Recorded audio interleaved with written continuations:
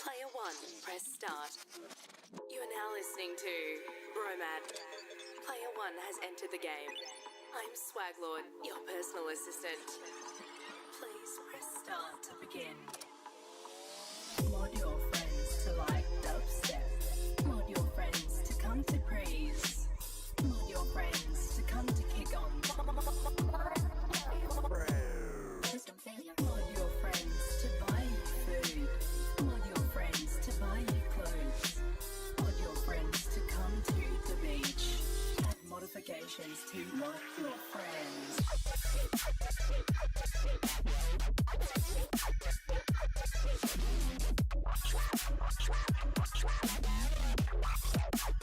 Sorry, I didn't quite get that.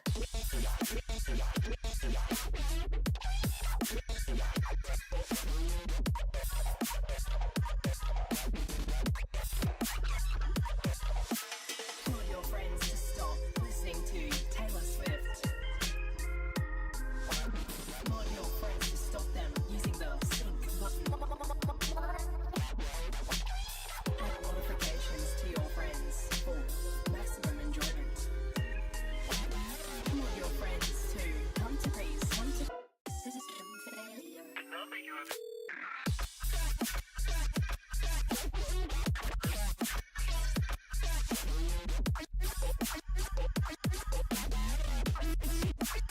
Sorry, I didn't quite.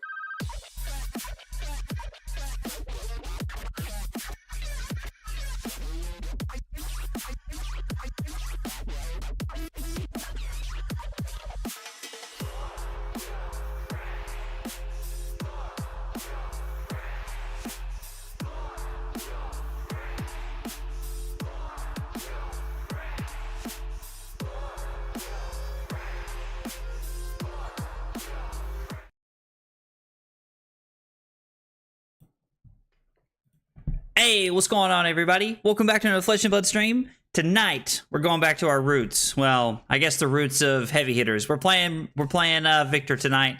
I'm excited to play Victor tonight. I really want to get a feel for what he feels like in the current metagame. I think it's been, it's been a couple weeks now. People have had a chance to play with some of the decks. Like, we've seen a few events, some new lists are out. So I really want to see what Victor feels like in the current meta tonight. Now, I have changed my list a little bit. We made some changes to kind of update to the Rosetta meta.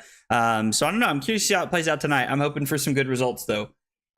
Oh, God, excuse me.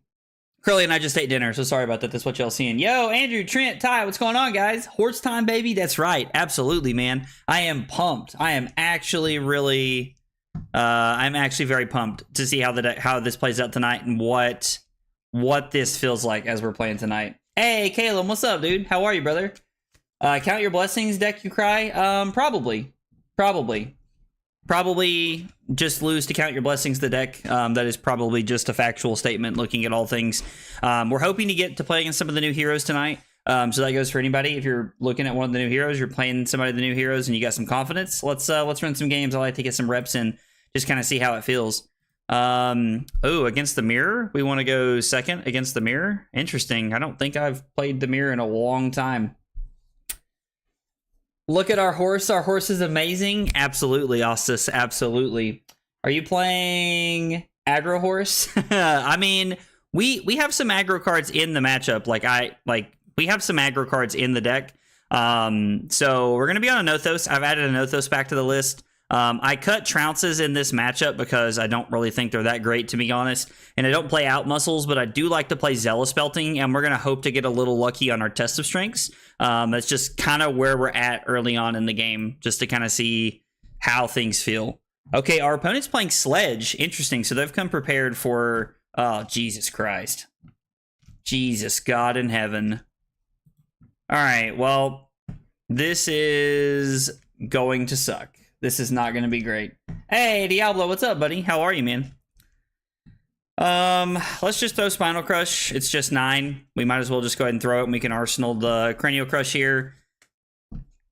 This might be terrible. Okay. Yeah. So we have a test of strength, and they have a pummel. Okay. Well, they're not attacking. I was like, which is a big Sag, to be honest, but that's okay. We're just going to overpitch to throw Cranial Crush and Arsenal our Sink Below here. Kind of helps us play around the pummel a little bit, hopefully anyway. Count Your Sledge Blessings. That is a name of a deck if I've ever seen one. They're looking to clash a lot, it appears, too. They have, like, what is this? They're playing Clash of Vigors, Red Dunks. Wow. And they're on Fate for Scenes and Sink Below. So what is this? Some kind of, like, weird Fatigue Victor?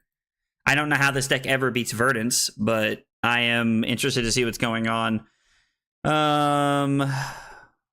We'll just go like this, start trying to set up a little bit here. Hopefully our opponent doesn't have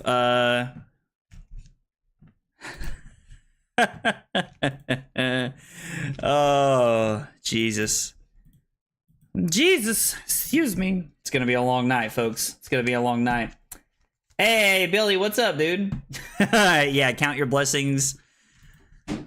Game 1, pack it up. I mean, that feels pretty accurate, and they just ripped into a Golden Sun. I mean, we're going to throw as much pressure as we can. Like, we're literally just trying to make it happen. It's all there is at this point. They could block 9 and throw the Sledge if they wanted to, with the Vigor token. Would be an interesting choice of play line here if they made that. So they technically have 2 floating, which means I think we have to crown this away. They did pitch a pummel a minute ago, but they could have another one lined up, right? Like, you never know. Yeah. We'll crown our Arsenal away. We did not rip into a blue, which is what we were hoping for. Okay. It's unfortunate. We will we'll discard the Spinal Crush, I guess. Does not feel great. I mean, we could have played around it to protect a little bit there, but let's go for 7, and we'll Arsenal the pummel this time around and try to set that up here. Would you play Count Your Blessings with Oldham? That would be amazingly fun and boring all at the same time. Hey, Annabelle, what's up? All full on the side, be thinking of Josh right now. He's right in the path of the hurricane. Caleb and I are outside it, but he's close to hitting where Josh is. Oh, man, that's not good. I hate to hear that. I hope Josh and his family are okay. I hate to hear that. That makes me super sad. To be honest, I do not like to hear things like that. But I hope him and his family are okay. Have you picked up Victor's new arms yet? Are we talking about Crater Fist? Is that your question here, Romping Club? I've seen a lot of people playing Crater's Fist lately. And if you're asking if I have a copy of it, then yeah, I have a copy of Crater's Fist from when I started playing Bravo back in the day. Or I guess when I played Oldham, we played Crater's Fist. I can't remember when I bought it, but I bought it a while ago. I do not understand why they gave me the arm slot right there. Blocking with your equipment seems like a poor decision. I don't know. That's interesting. Block with Boulder Drop, because we don't really want that many blues, and then we can just CNC pummel here. Count Your Blessings to go to 43. I mean, I guess they don't have an Arsenal, but I still want to play the pummel, right? So we're just going to go ahead and... Playing pummel on something like Command and Conquer is immediate value for us. Hey, Ben, what's up, dude? Crater Fist is being played recently. That is like actually a thing. I played a game. I was playing Aurora the other day, and someone played Crater Fist into me. I don't know that it's correct, but people are playing it. People are playing it. I'm curious to know. They discarded Count Your Blessings. Splendid. Splendid. And they're gonna throw Sledge.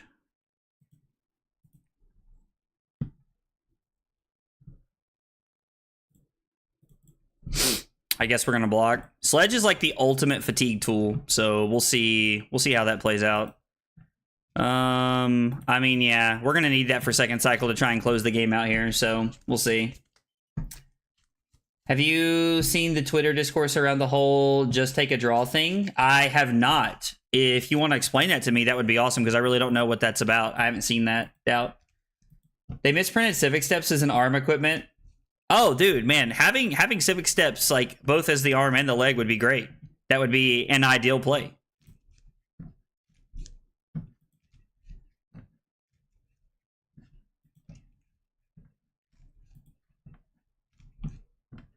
I mean, we could block with the arm slot here just to like try and save some of the damage. and then use Tunic to play Goldmane Estate here. We'd have to discard the Golden Sun, probably. Yeah.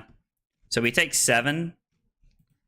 I don't know what we're going to discard here. We could discard the Sink Below, but that's really good in Arsenal, right?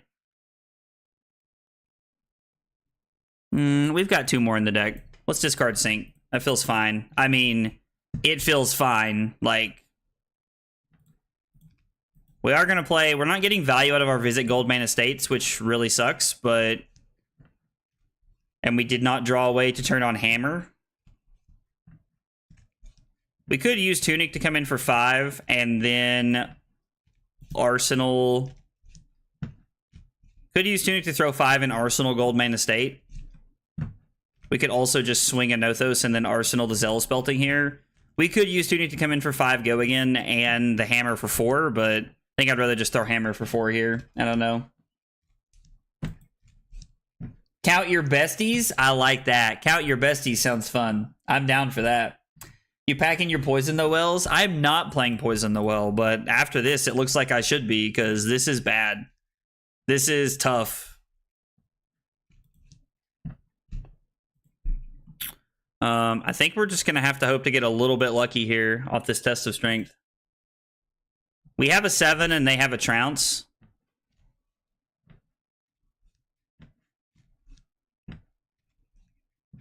Wow. Yeah, we're going to target our opponent here. And they have... Let's see, what happened?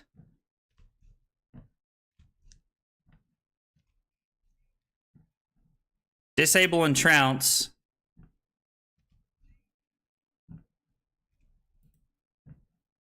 I don't know.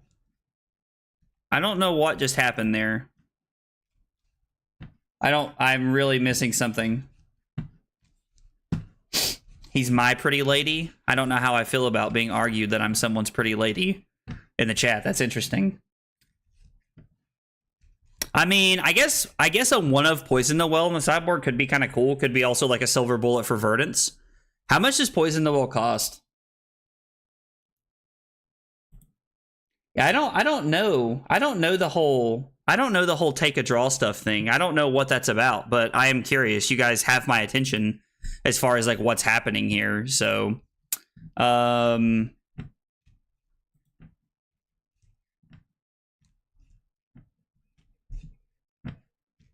mean, put theirs on the bottom. We have a good chance of winning and getting our gold back here. We could also just say no and keep our gold. I think that's a better play. Yeah, we would have lost, and man, let me tell you, that would have felt bad. I do like playing the pummel here. Getting the disruption, like getting this piece, getting cards out of their hand here is exactly what we want. Forcing them to block or take damage. We have some life to gain up here, and we're also down equipment value as well, so we're in a little bit of an interesting situation. Of course, them discarding to count your blessings, I guess, is kind of like makes it a little bit of a moot point here. We also only have, I guess we have the Rouses. We have Rouse and we have E-Strikes left in the deck, but there's 2 E-Strikes left. We pitched one. That's going to be a tie, so that feels kind of good. Yeah, I want to hear about this drama as well. It's got to be dirt cheap, or probably more now. Oh, no. I meant, like, what does it cost? Like the physical cost of the card. Sorry, not how much does it cost in terms of, like, physical buying value. Sorry if that was misleading. I apologize. Block 3, take 3, throw a Nothos, Arsenal, Sink Below. They're literally out of Command and Conquerors already, so, like, we don't have to worry about that. I could give Sledge and then throw a Nothos for 6, Arsenal to Rouse, and try to set that up as a powerful second cycle hand here. I mean, considering they're trying to gain life, it feels like that's a pretty decent thing we could go for here. A bunch of people are saying they'll concede the match if they pair into Count Your Blessings deck at the calling. Other people are saying let it go to a draw so they can recognize the card leads to non-games. Interesting. That's a really, I don't know. It's really interesting. I guess we could put this on the bottom. Maybe we, Maybe we put this on the bottom? I don't know. We'll keep our hand and just throw the Chokeslam here. I know I talked about arsenaling the Rouse, but I think I would rather just throw Chokeslam here and just continue to play on. We do have one more gold main estate that we know we pitched, so we also have an 8 coming back around with our we have an 8 coming back around with our test of strength that we pitched earlier, so that feels pretty good. I mean, yeah, like I think. Hey, what's up, Josh? Glad you're here, man. We heard that you might be in the store, man, so I'm glad you're here. Even without Count Your Blessings or a more Reaping Blade, I mean, Reaping Blade is very good at making the combo awkward for a lot of people. Oh, man, that's going to win us a gold as well. You love to see it. So that means that we're now up to 4 golds whenever we get back around to our... We're now up to 4 gold. Okay.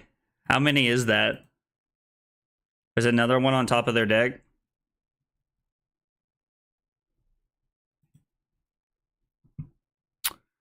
I mean, this would be a great hand to have a go again turn, but we just don't have anything. So I guess we're going to have to just throw the Chokeslam here. I could, since Tunic is coming up, throw the Cranial Crush. It's a better blue to throw, I guess, than... It lets us be more cost-effective with our hand as far as pitching cards is concerned.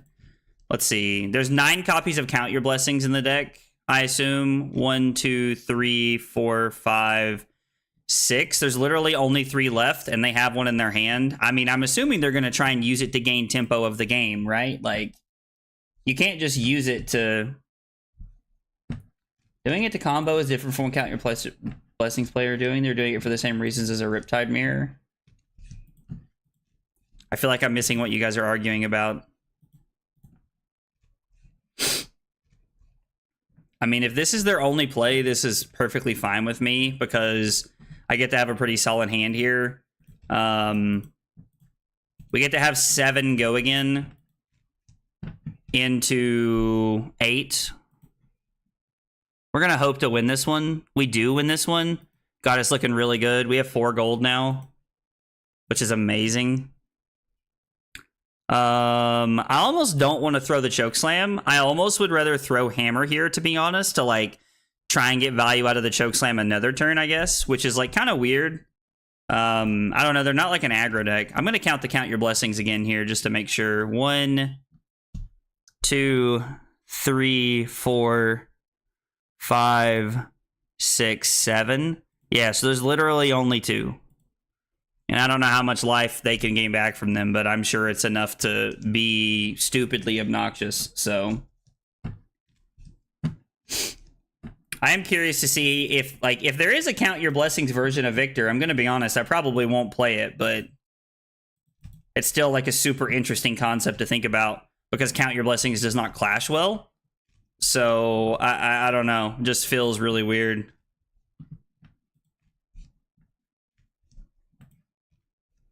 So there's one Count Your Blessings. They might have pitched the other one too. I honestly can't remember. We're going to go 5 go again into Chokeslam here. I think now we're at a point where we're just like looking to be more efficient. If we had thrown the Chokeslam last turn, we could have arsenaled to 8. And then this turn could have been take 6 into throw 5 into throw 8, which is a very powerful hand. We also could have blocked 3 and thrown 6, which is technically 9, which is 1 more point. But this is why you should do it in Betsy. I mean, I could actually see second sight or Count Your Blessings being very good in Betsy. Like that's actually like a very valid thing in my opinion. When you say that right now, makes a lot of sense. My opponent clearly wants to block here. The other interesting thing is that even though they do have a bunch of life, we're up on cards right now, so... we won the first one, and they won the second one. I think we're just going to say no and leave this on top.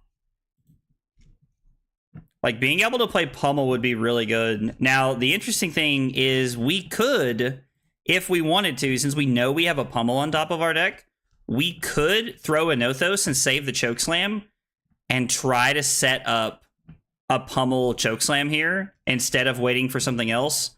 And I think that's better because we know that they have no arsenal disruption here, and we still have some equipment.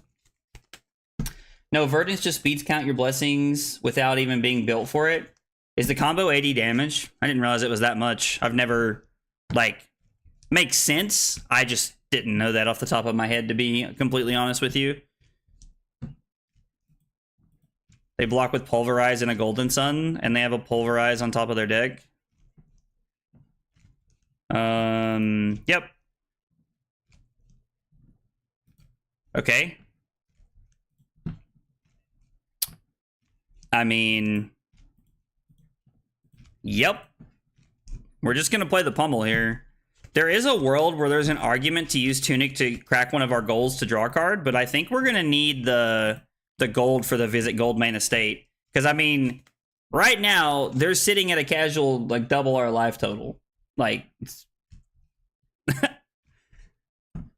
and I do say that, like, the whole casual double our life total is actually crazy to think about. I mean, we are definitely in the driver's seat as far as, like, pushing the tempo of the game right now is concerned, which is pretty good, but we're also down 14 points, so that's something we have to consider.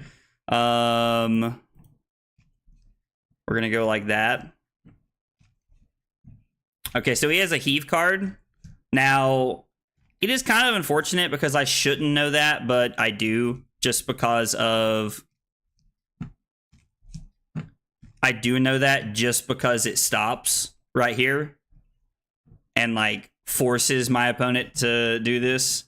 There is one more pummel left in the deck, so I'm just going to very quickly make this decision because I would like for this to be a little awkward for them. Force them to make a weird decision here. Really? I mean, no, I don't really care about that, to be honest. At least I don't think I care. I wish we had a better hand to arsenal something here, but drawing into Test of Strength is pretty good. Could make that might kind of like moot here. It's funny how much more at home you look playing Victor. Your level of comfort with the deck is insane. I mean, dude, it's honestly, it's like one of the cool things, but like, it's one of the cool things about, like, you know, probably playing 1,000 games on a hero. And like, no, that's probably not an exaggeration. I've probably played about 1,000 games on this hero. It's just also like, man, like, I kind of wish I was better at other stuff. But I do think you get rewarded in Fab for, like, having, like, a specialty kind of thing. What's left in our deck that we could reclash for here?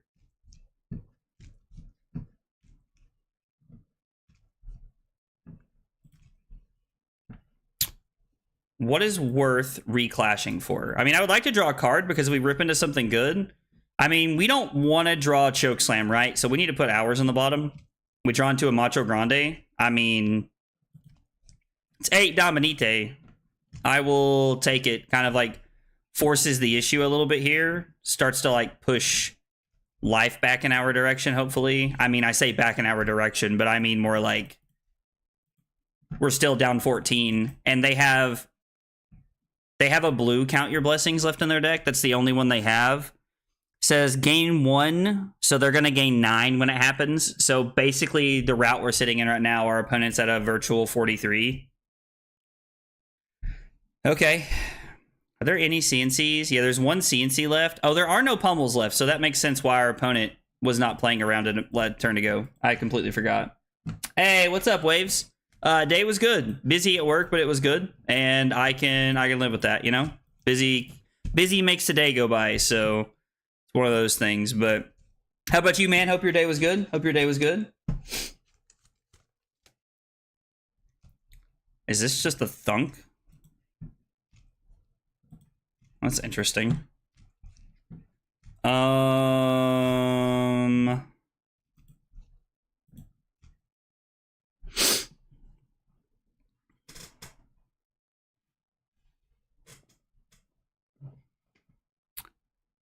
I mean, I don't know. This hand's kind of interesting.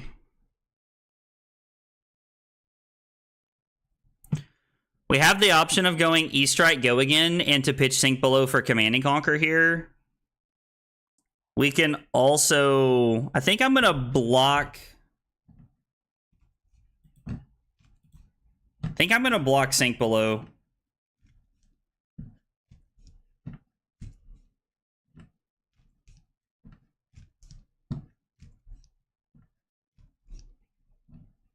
I guess, is there another pummel left in his deck? Technically there is. It's probably in his hand, actually. I think I remember him pitching it earlier. I don't remember my opponent's stack exactly, but yeah, Red Thunk sends a message, right? I think fatiguing him is going to be tough, Brad. It's really hard to fatigue the Guardian Mirror when you're not just winning, right?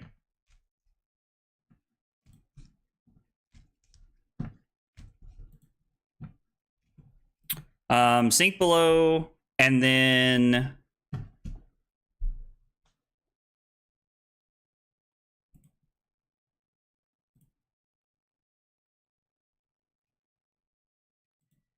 I guess we'll discard the disable here.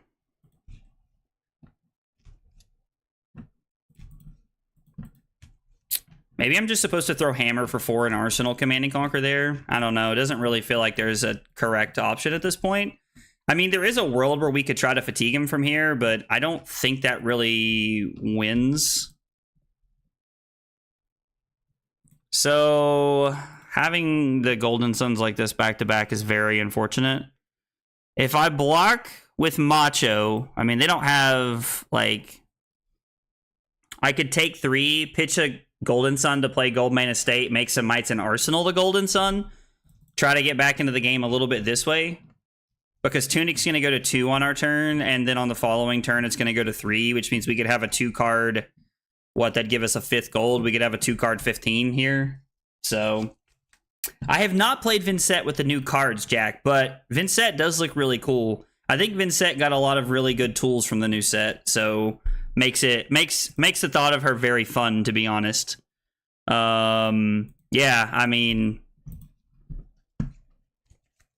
we're kind of in a world where we're just like trading hammer throws back and forth, which if that's really all we want to do the rest of the game, that's fine with me.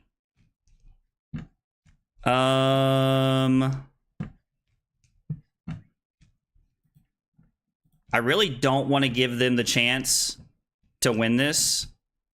Thankfully, they had the test of strength. They have not been able to get a gold going all game. Thank God.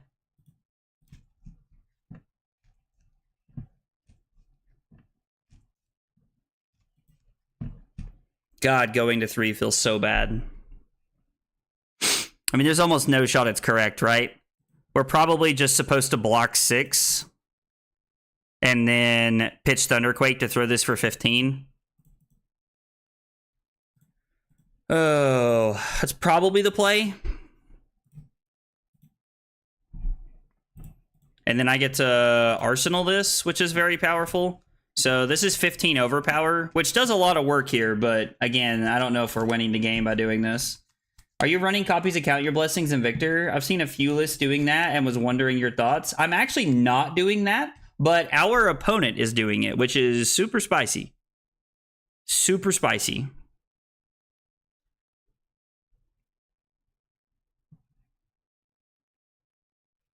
I think I have another 5 after the boulder drop. I can't remember. I mean, let's see. What do we have left? 3 gold? I mean, we might as well, right? The question is, are we targeting ourselves or them? Is there any chance we pitched an 8 after this? I can't remember. We're going to target ourself, I guess. Yeah, they had the thunk and then drawn to the disable. That is unfortunate. Okay.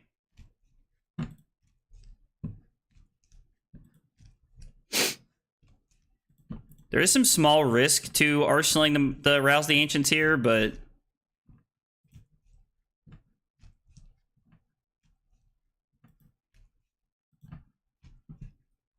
If I block Wallop, I take 4. There are no more pummels left in the deck. They just blocked with a Macho Grande. What do they have left? 2 Machos, which is Dominate, which, I mean, can we live if we take this? So I have the ability to... We technically win the game of just throwing hammer back and forth, if that's the route they decide to go.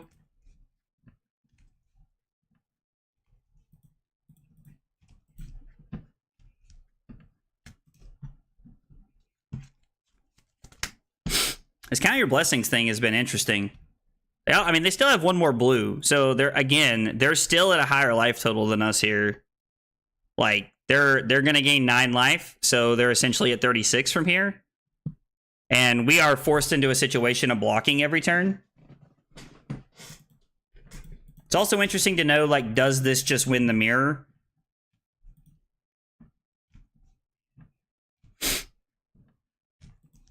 Cracking your 1 and only gold is super interesting. I mean, I guess if you're going to throw Pulverize.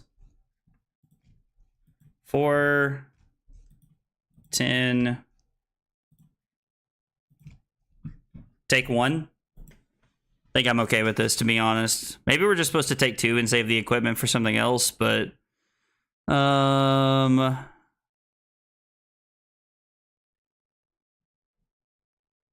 can't. This would be a time to actually super remember my stack.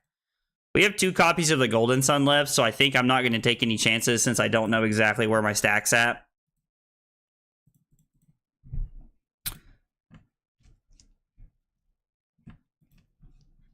The fact that they weren't playing any Go Again is also, like, they're not playing any copies of Go Again cards in the mirror, which is really interesting. So we had a 6, so we wouldn't have won.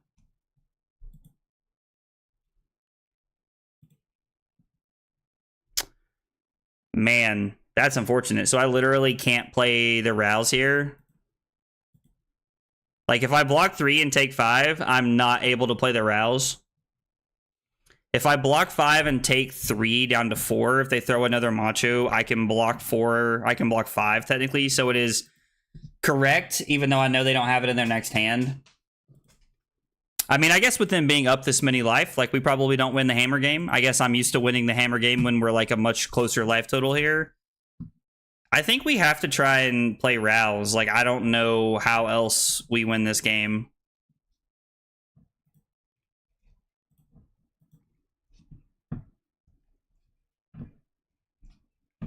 Okay, I mean, it's Go Again, I guess.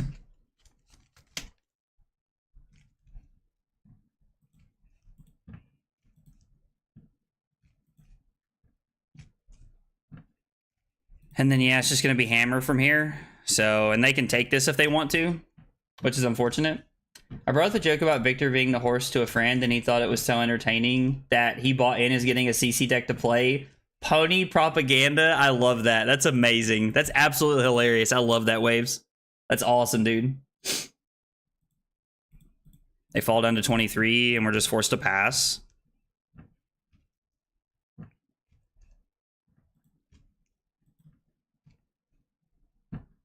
And because of the civic steps, technically they can throw this at us again, which means we should...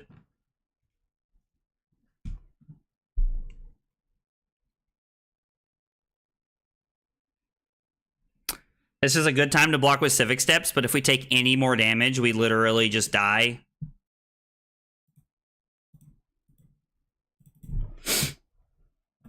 We actually just died of the Macho Grande.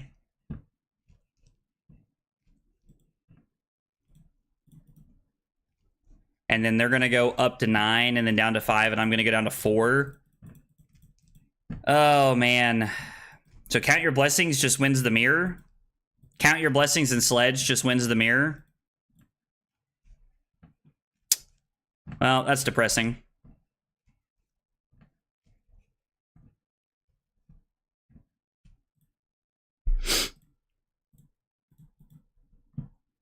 Go to 1 here. Everyone in the chat wants me to play. Couldn't you have used Tunic for 3 to send Rouse, reeling both blues and Enlightened Strike? Yeah, I could have. I was like, we're definitely at a point where, like, I'm a little, like, there was definitely like a frustration turn for me there where I wasn't thinking clearly, because if this is what the mirror turns into, then I'm not going to play Victor. I am all for, like, playing longer games and, like, trying to win through, like, trying to, like, fatigue your opponent out. I think it's one of the more entertaining ways to play the game, but I refuse to be a part of this Count Your Blessings horse shit. Like, this is... The biggest problem with Count Your Blessings, it is 100%, like, there's there's like you have to like learn when to play it, and there's just like there's no like skill interaction involved, and that's frustrating to people. And by people, it's me. Like, it's frustrating to me. And now we're all blues, so we don't even have the ability to throw like a Nothosis for 4, which is bad. Yeah, I'm just gonna let this hit. We're just dead here. Good game, opponent. For what it's worth, I don't blame my opponent in any way for playing Count Your Blessings. Like, it's a good card, and clearly it's very good in the mirror. Our opponent had 13 life left and was going to fatigue us there at the end. I mean, dude, like... Yeah, Sledge is not once per turn, Dave and Brad. It is... You can do it as many times in a turn as you want. That is why you have to block very carefully with Civic Steps when you play into it. Like, you have to be very careful with Civic Steps against that. I hope every deck becomes Count Your Blessings. I mean, I'm sure there are a number of heroes that, like, literally just roll Count Your Blessings deck. Victor is not one of them. So that's why I said, like, if we're coming to a point where, like, Count Your Blessings is just what, like, the Guardian class is going to turn into, then I won't be a part of that. That's... Oldham fatiguing you had a high level of skill involved, especially against Lexi. Like, Count Your Blessings is just really stupid. It's a non-interactive card. I don't know. It's weird to think that, like... It's weird to think that there's, like... I mean, I don't even know if playing a one-of copy of Poison the Well works. I mean, yeah, so there's a lot of things that beat it, right? It's about determining what is actually just going to, like, be insane into it, I think. This hand's not bad. Depending on what they set up here, it looks like they're just going to Sigil and then Grasp. And CLV? Sheesh! Now, we can throw Chokeslam here, which is very powerful, and we can Arsenal the Pummel. We also have the ability to throw the Spinal Crush and force a card and 2 pieces of equipment. I guess this only forces a card and 1 piece of equipment, but I would rather Arsenal the Pummel, I think. There is a world where, like, getting a card into Arsenal here lets us set up Crown of Providence. Okay. I mean, I know that they're going to get to have their big turn here, but them giving me 3 pieces of equipment here on the first turn, my first turn of the game, I think is good with me. Poison all of the wells. Some people in the league are still dooming. I mean, yeah, so, like, there's lots of things that do beat it, right? I mean, like, and I played Aurora the other day, and we rolled a Count Your Blessings, like, Dory deck, like, Fatigue Dory deck, and, like, we absolutely rolled it. But I don't know. Victor doesn't have that option. His hand's not great. Although we do have the ability to block pretty efficiently with this hand, so we're going to see what our opponent does. I'm assuming that this is a buff over the top because they have not played a lightning card. So is that not a test of strength? That is a weakest link. I thought that was a test of strength. Okay. That changes a lot of things here. We're still going to do our best to deny them the channel here. So if I block with Shield and Weakest Link, I want to block with Shield and then Weakest Link and then block with Trounce on another attack because I want to have the ability to be able to break the shield to reclash. Yeah, Lightning Press just like we thought. Kind of destroys mid-range decks. Yeah, it is unfortunate, but I mean, it also like makes sense. The deck that's just like able to gain a whole bunch of life, like just like absolutely rolls decks like Victor. Makes a lot of sense. Like, they're able to set up and play that game with Count Your Blessings as to where, like, and, you know, like, it's the same thing with Kano. Like, Kano rolls Victor because even if you have AB3 and Respites, it just takes all day and they just play setup all game. It doesn't matter. And, I mean, in some way, this is kind of the same thing. This is why we did this. So we're going to target our shield, put this on the bottom. And we are going to rip into a Spinal Crush, which is pretty good, but it doesn't really pan out for us. We could crown this away here. Probably what we're going to do, right? Crown away the Pummel and try to draw something to do with the Spinal Crush here. I mean, technically that works, right? That technically allows us to throw Spinal Crush. We do have one arcane. We do have one floating. We might as well use it, right? Now, we gave up a lot of equipment this turn. Ooh, Warmongers is spicy. Space is spicy. Watching the latest Runaways podcast was so hard with Cody just winging about mid-range decks and him saying Verdance can't beat Count Your Blessings when she can easily. I mean, if you're set up to just like hard combo, she can, right? Like that's like the combo just doesn't care, right? Like if it's truly 80 points, like you were talking about earlier, like, and again, I believe you. I'm just saying, like, if it's truly 80 points, then yeah, like Count Your Blessings like is fine because you're gonna chip in and deal some damage here, right? Kano has that beautiful smile. I mean, listen, I'm not hating on Kano, right? I'm just saying, like, he rolls Victor, and that's tough. So I mean, honestly, we're man. So here's the thing. So here's the question I would pose to you all. Will there be more or less people playing Count Your Blessings deck at the ProQuest level as opposed to like the calling level or like a Pro Tour? Because, you know, ProQuest season's right around the corner. It's going to be here not this weekend, but next weekend. And so it's all about like what are people going to be playing? And if there are a bunch of people locally who are playing Count Your Blessings decks, then y'all ain't gonna see me out here playing Victor. I did buy all of my cards I was missing from Aurora today. Shout out to Himmel Patel for hooking me up with all of my Aurora staples I needed. It was like Himmel helps me out a lot.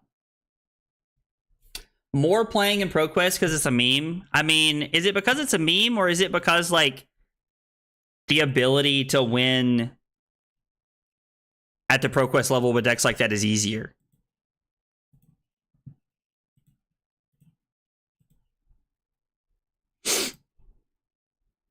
We win with a Rouse. That doesn't happen very often. They're going to somersault this back to their hand. Okay.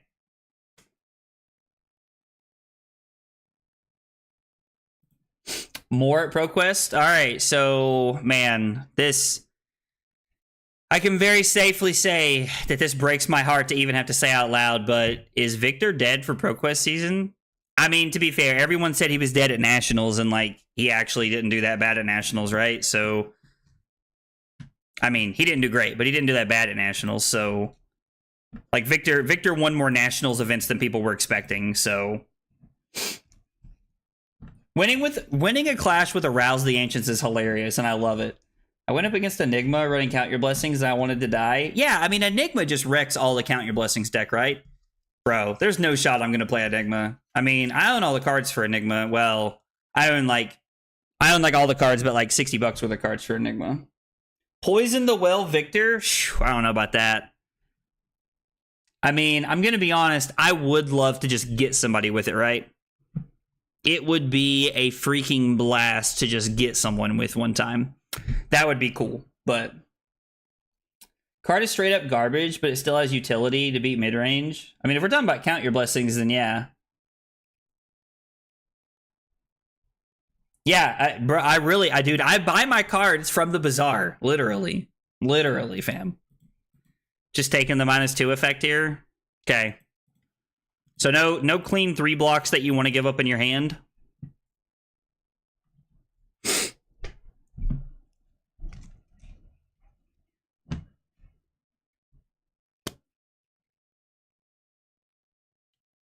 We can, depending on if they throw Starfall at us, we could make an active decision here to either to either block with the Pummel or Arsenal the Pummel here. Ooh, interesting turn here. Bro, what? I mean, yeah, that is a card you're allowed to play, and they're gonna draw a card because of it. This takes their action point, though, right? So what are we doing here? Are we pitching the Golden Sun. No, we're going to pitch the Pummel, right? Because I have to assume there's nothing coming after this. They're going to keep the Channel Lightning Valley. I mean, I would like to throw Disruption at them, but I just don't see that panning out. We could throw a Golden Sun here. So I'll tell you what. Let's pitch the Golden Sun. They are going to draw a card off Channel Lightning Valley, which is fine. Because they don't have their action point. Just play OTK Reaping Blade Viz or Florian and laugh at the Count Your Blessings decks. LOL. I've never had or taken a draw in a tournament, but if someone runs Count Your Blessings and timeout, I won't concede on principle. I mean, so it's interesting because Count Your Blessings is like, when you play it in your deck, it feels like you're actively making the decision to like try and run the game to time almost. I don't know, like, I would have conceded to my Victor opponent right there, right? Like, if somebody was playing Count Your Blessings Victor, like that last game, if that was at a ProQuest, I would have conceded to my opponent. Like, my opponent played relatively fast. They weren't playing slowly. They were playing a card at their disposal that works in the mid-range game plan. I don't know. Like, I'm not gonna like, hold them at gunpoint because of that. That feels like crappy on my part. Because, like, I could just not do that, Like, I definitely understand why people are saying that they're just gonna, like, literally let it go to time, but I don't know, like, I played Oldhim at an unreasonably fast pace, and people hated it, so literally people were just like, oh, like, I'm not gonna concede to you, even though, like, you're clearly winning the game. And I don't know, I don't play the game like that.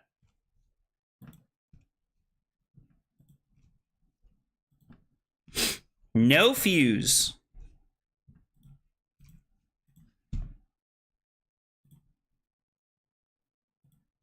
I'm not going to sink anything because we have Command and Conquer here.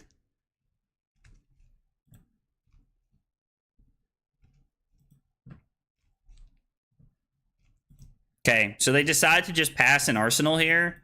We're 2 CLVs out of the way, and we're just throwing Command and Conquer at them, which feels very clean. Because it gives them a point to make it gives them a decision point to make a mistake here. Count Your Blessings is not slower than Oldhim, LOL. Any Count Your Blessings deck can very easily win before time. If you see Count Your Blessing across from you and you play for the draw, you're a coward, to be honest. That's a bold statement. I mean, I think it's wrong to play for the draw anytime. Like, I don't think that's ever correct. That's not how I want to play the game personally. But that's just me. No, that's not the goal of CYB. It's to have full efficient hands where when decks otherwise are looking to block, use their whole hand inversely. Okay. Wait, what happened?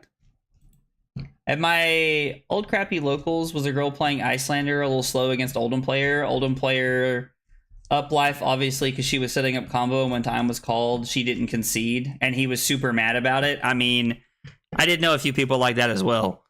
I mean, we're just supposed to throw this here, right? Just break the gold and just come in for 10. Like, that's the thing is, like, it looked like you were winning as Oldhim, but if you knew the strat, like, if you knew the game plan, you really knew you weren't winning against, like, Icelander. Icelander, like, just set up their combo and was just trying to do so much. Sorry, I would like to use Tunic, opponent.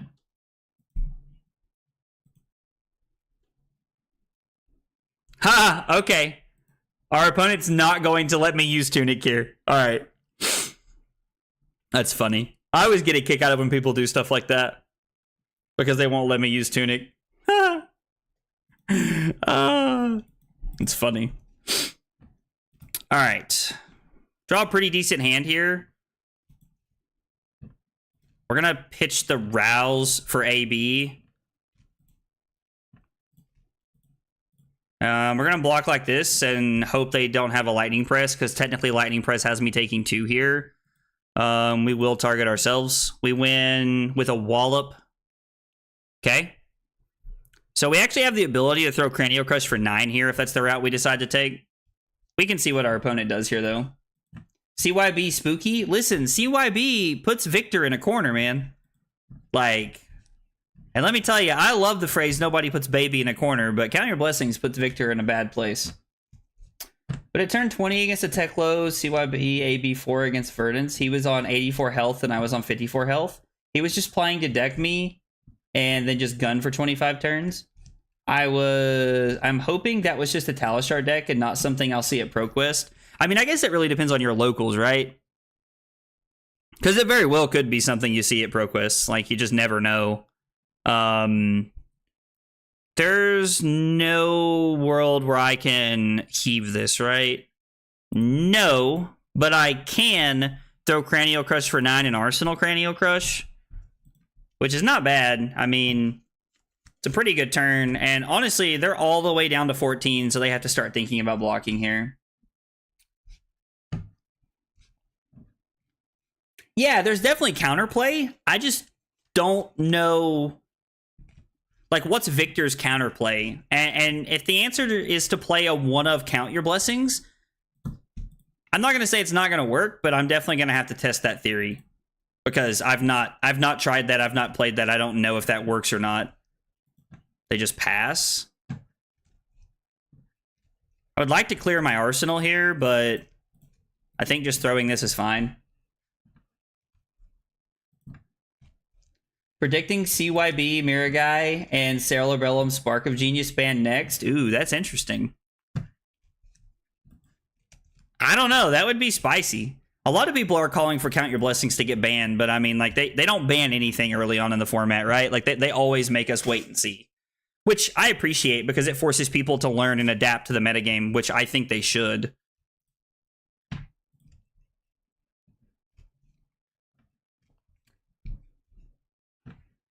Unban the books. I'm coping so hard.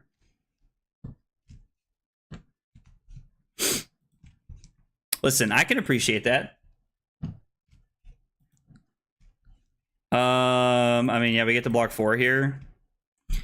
Like, so this is one of the reasons to play Victor, right? Because this matchup feels... I'm like, my opponent has not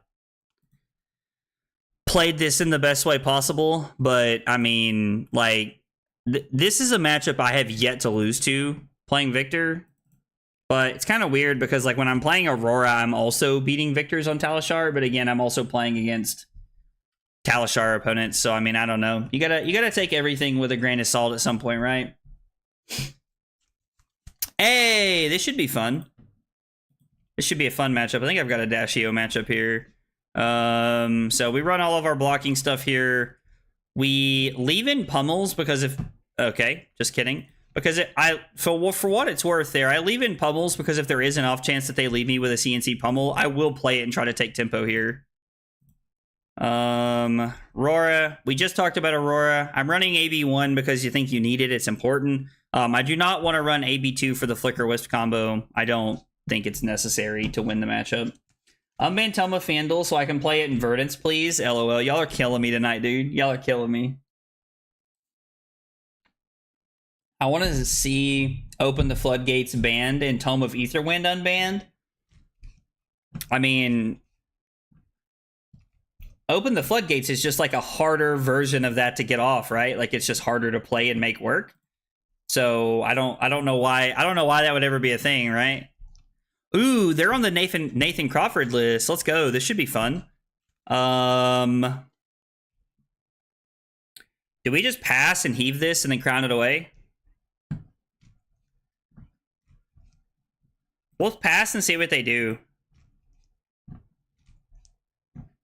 If they, like, play a bunch of stuff and flash some stuff in, I'll probably throw the weakest link at them here, to be honest. No. Do I want to heave this? I don't think I do. I think I just want to Arsenal this. Like, the weakest link's just a really good card into them, so I don't see a reason to make that happen. I mean, we'll just block with Trounce. We'll just hope we win here. Really don't want to have to recrack my shield this early on in the game. Arc Lightning goes to the bottom. They draw CLV, or CLV's on top of their deck, I should say. How is Alex going to win the calling on Dash IE like I predicted when he's playing Aurora? I like that. I think Open is actually easier in some ways. You can get a lot of value off of Sonic Boom. Oh, you're talking about Open the Floodgates? I mean, I think that card's really good. We're going to block 6, and we're going to throw the weakest link from Arsenal.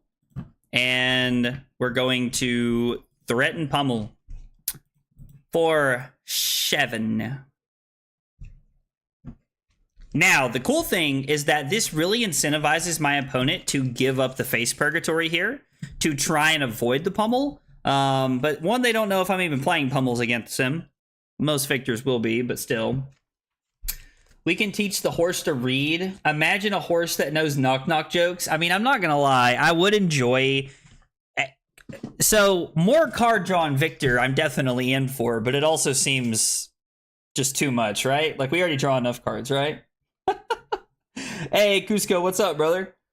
Vibes are good, man. It's been a long week at work, but the week's almost over. We only got one more day and the week's over. Well, for me anyway. I work through the week, so... I always say that, and a lot of people are like, my week just started. So, have you seen 2 Verdants yet? What do you mean, Annabelle? I'm not sure what you're asking me. Did I say no blocks here? I mean, yeah, let's just take this. Like, I think taking the CLV is just a better option for us. What were the other cards in their hand? They had Channel Lightning Valley, Discharge, E-Strike, and Snatch. I mean, okay. Sure. So we know they have the Charge here. This feels like a pretty good hand to give Chokeslam and the Arm Piece. If they leave us with enough cards to throw the Spinal Crush, I will. Oh, LL Verdants? So I heard that I was watching the Card Guy stream last night. Nathan was playing Aurora, and somebody said, do you think Briar is viable in LL? And he said not until they ban, not until they do something about Kraken's Ether Vein, because people should only be playing. He said because people should only be playing that. People should only be playing Verdants, is what he said. Oh, neat. That's Guy Cohen. Like, that's who I'm playing against, Arcodius? Is that what you mean? I'm working Saturday. I'm sorry, Brick. My heart goes out to you, brother. My heart goes out to you. Just pulled a $6 Verdant's Toe token. I hear that. I hear that brought up all the time, dude. I hear that brought up all the time. I mean, if it is Guy, yeah, Guy's a very good player. Yeah, that is what he meant. Okay, cool. Sweet. So we got our work cut out for us. Man, I'm not going to lie. That first game against the Count Your Blessings Victor deck really just like made me a big Sag. Although I do like playing Sledge. Although I have to admit I do like playing Sledge. So Gone in a Flash, Lightning Surge, Burn Up and Shock, and what was the other one? Flittering Charge. Okay, so we're just doing everything we can to block here. Well, potentially. I would be willing to take a lot of damage if it meant I could throw Spinal Crush here, actually. We have to win the Trounce first, though, right? Let's block like this, banking that we'll win the Trounce. Now, obviously, we have to get a little lucky here. We could give up the Gauntlets. We didn't see a buff, but we also don't know what's in their arsenal. And they only have one instant card, right? So they activate Tunic, play Spellbound Creepers, and then they get to gain an action point and get Gone in a Flashback. Yeah, we'll block like this and see what happens. I guess if we don't win our Trounce, we're in a weird spot with the Aura Mages. Man, never didn't have it, boys. Never didn't have it. Ooh, Blink, fun. Blink was in their arsenal. Nice. Horse on horse crime will always be ugly. LL Verdance is the most broken fab deck ever, and it makes Zen look fair. That's kind of crazy, honestly. It's kind of crazy to think about. So since I can throw Spinal Crush off one card, I kind of wonder if I'm supposed to just block with Goldmane Estate. Because I'd like to Arsenal the other Spinal Crush here. I guess Arsenaling the weakest link's probably better though, right? Now we want to keep Goldmane Estate in the deck, I think. No, I don't know. Making Titan's Fist a breakpoint later is important. And Goldmane Estate doesn't do as much as I'd like for it to. We're just going to go ahead and give up the value off of Burn Up and Shock, I think. We're just going to go ahead and get that out of the way this turn.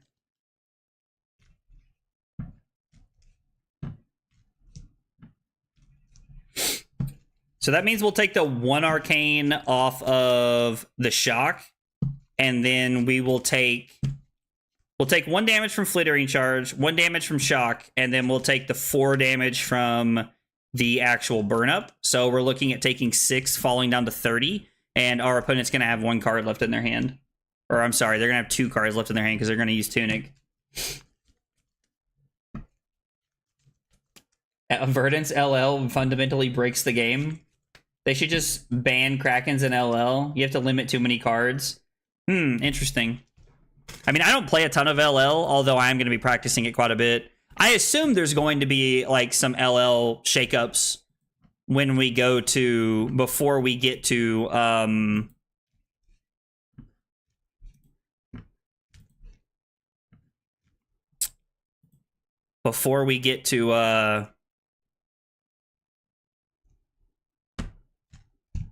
God, I can't think of it. Columbus. Columbus is what I'm looking for. I don't know. Columbus is going to be a lot of fun. I'm excited about Columbus. Should be a good time. So I guess without Tunic being up or this being here, I think we're better off to block, like, leave the weakest link in our arsenal.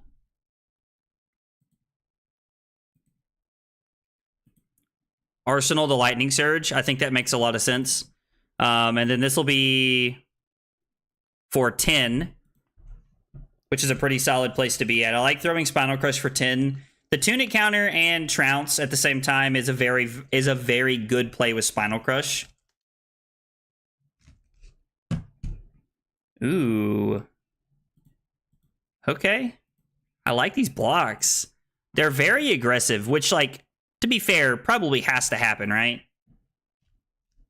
Electrify on top of the deck. I would like to pummel the weakest link, but I don't think that's my role in this matchup.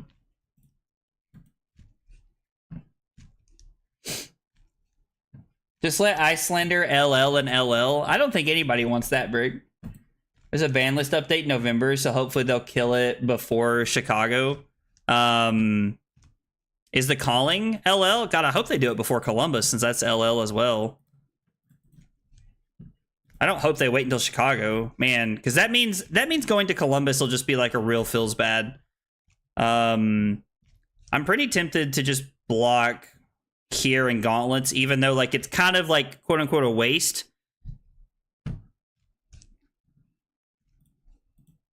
Because they already have a card they want to Arsenal. I still think it's correct. Okay.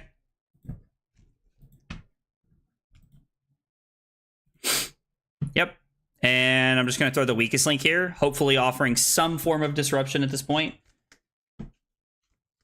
Osaka Battle Harden is LL, Calling Chicago is LL. So there's a lot of LL events coming up. So they're really pushing legacy or vintage here, if you will, for all of my Magic people.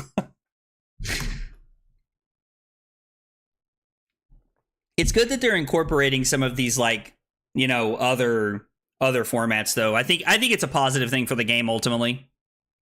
I think it's a positive thing to have some diversity, because, you know, like, even in like in Magic and in other card games, there are those like, you know, like people who just play like the older formats, and so there'll probably be people that only play LL.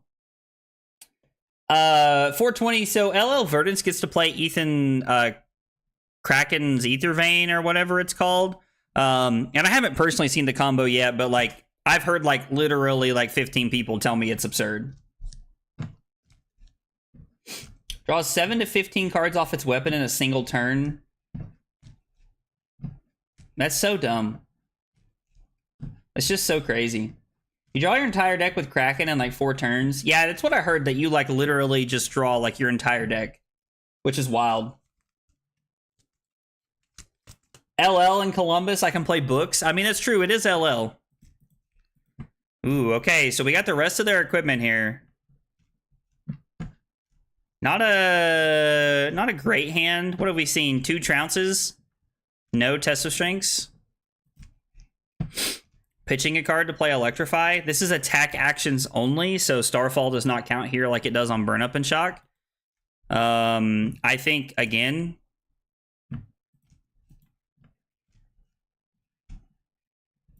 Also, what? We've only seen 1 CLV. We got a CLV earlier. What I would like to do, if at all possible here, would be to block with the Chokeslam, throw Titan's Fist for 4, Arsenal the Golden Sun, so that we have something we can crown away, because I need to get back onto an Arsenal here. It is worth getting back onto an Arsenal to not do this. They only played the 1 Lightning Press. Yes. Well, now they've played 2.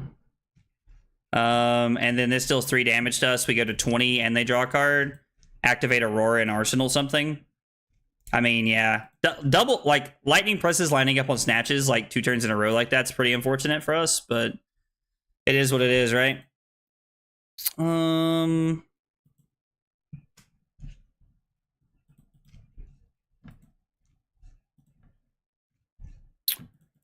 This is a good hand to try and block out a decent amount of damage with and throw the Chokeslam, because the Chokeslam could be very relevant here, right? We're going to sink and not sink anything. I want to do a contest of how many flower counters you can put on the tree. Wait, what do you mean? How many snatches are left? 1?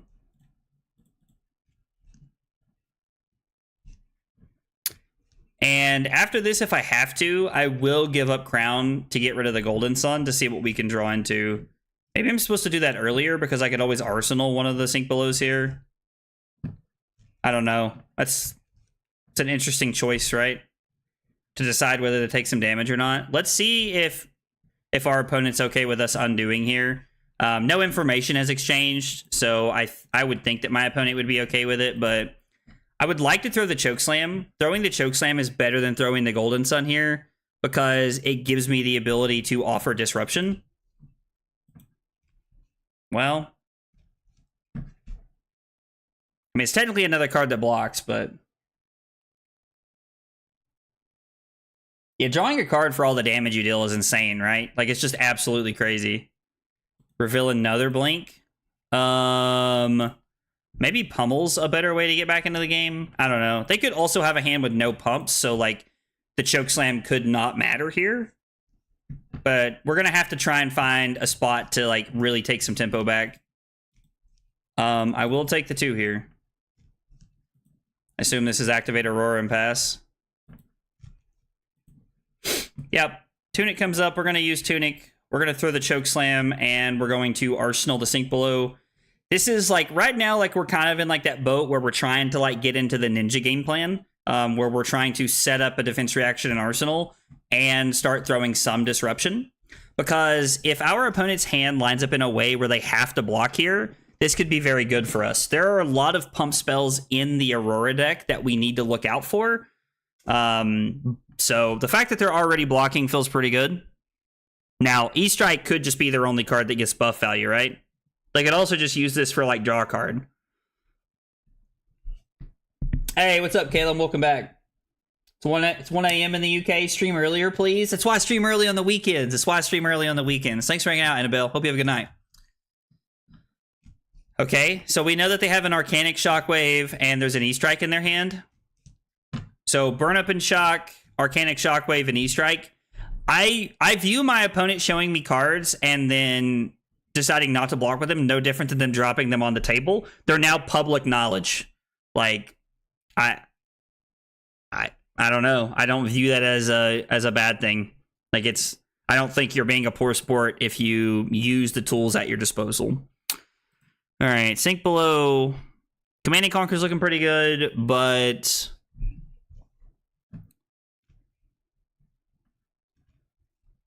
I assume this is going to be draw a card. Yeah, they have the embodiment. I don't know why you wouldn't just name draw a card there. Okay, yeah, I was like, I was like, there's like actually just no reason not to, right?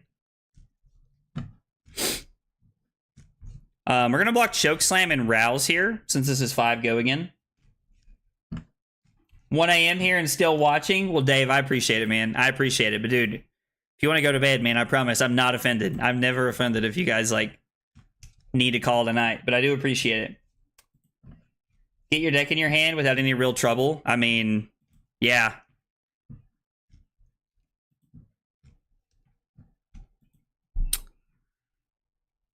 Go to 12 to throw Command and Conquer here. I mean, I assume this is Arsenal pass. They, like, literally our opponent played the Lightning Press just to clear it out of their arsenal. So I assume that we're okay letting this happen here.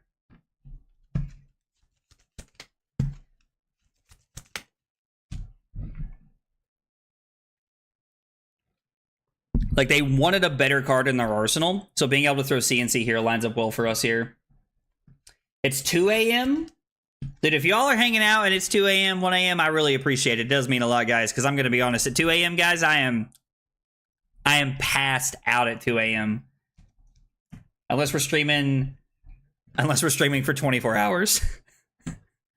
And then I was awake at 2 a.m., but man, that was wild.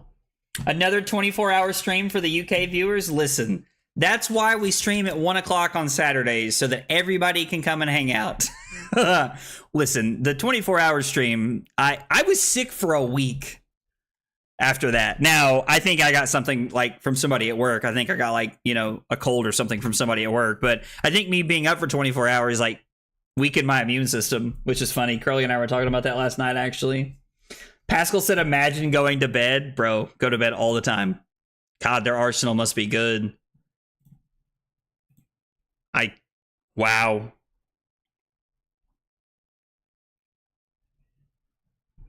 Man, their arsenal must be good.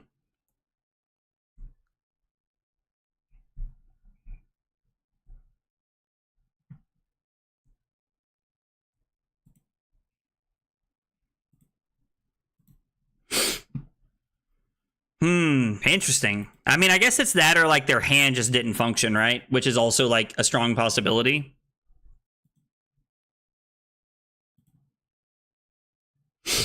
I mean, this will deal a damage to us if we let this hit, so I could block with Trounce and Sink Below here just to like get the like 4 value that I want for the on-hit effect. The Command and Conquer doesn't do much, but we can Arsenal it, right? It feels silly not to... man, I don't know the Sink Below here. Sheesh, a 3-for-1 like that brings a tear to the eye. I mean, Command and Conquer does get some real value sometimes. I think we're just going to play the Sink here. I don't know. This feels wrong, but it's also like the most efficient play we can make. My only disruption piece is a Command and Conquer right now, which does feel really bad. Spinal Crush was on top. God, you hate to see it. Oh, shit. Sorry. Was too busy looking at what I did or did not win with. I think we are going to put something to the bottom with the Sink here. We'll probably put the Macho to the bottom. And then reaction time. Because the Debilitate's not a bad disruption piece. Cranial Crush is better, right? Because we've only seen, what, 1 channel Lightning Valley so far?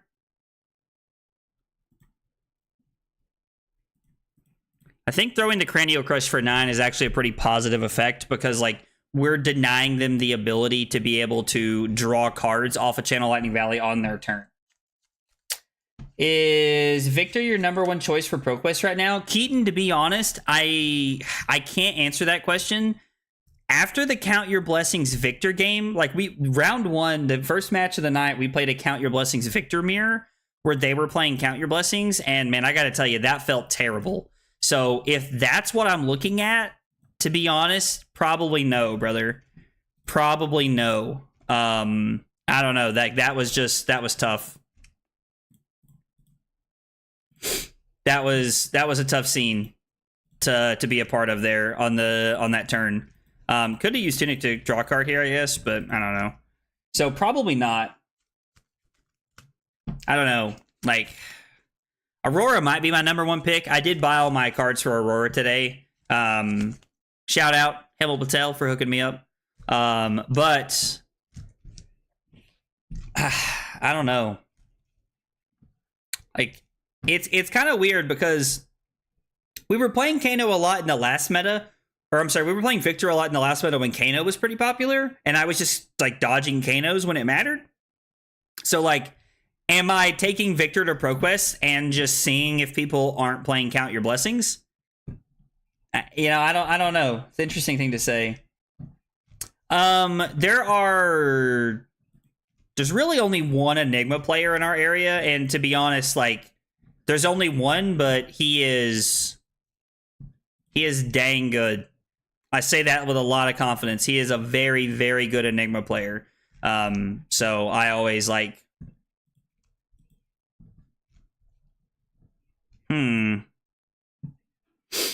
So I always worry about that matchup as well. Although, like, I don't feel as bad about Enigma, and I'll tell you why. It's not because I think the matchup is super good for Victor. It's because I understand the game plan, like, super well.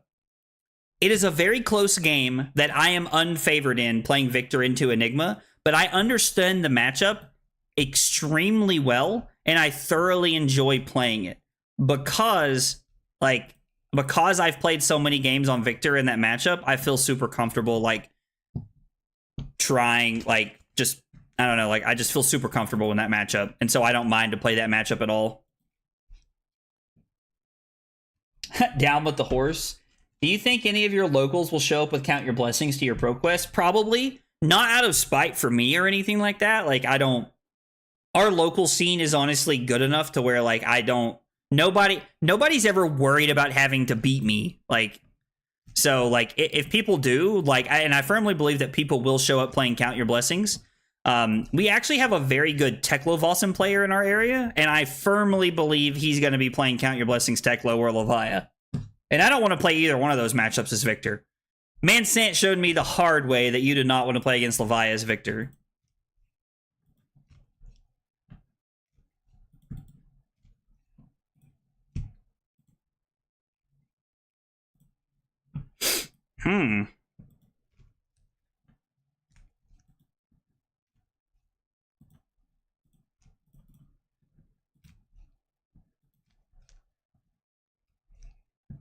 I'm really doing everything I can here to try and dodge the value.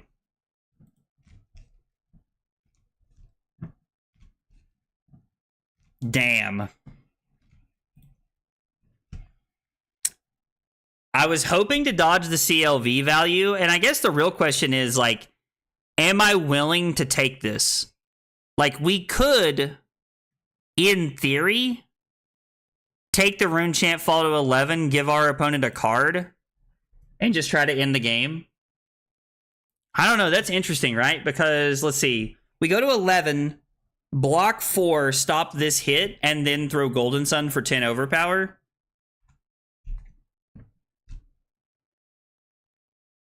I'm going to request to undo my Tunic here. Let's see what happens. I think we're going to take the trigger. Knowing that we can just end the game, I think it's correct here.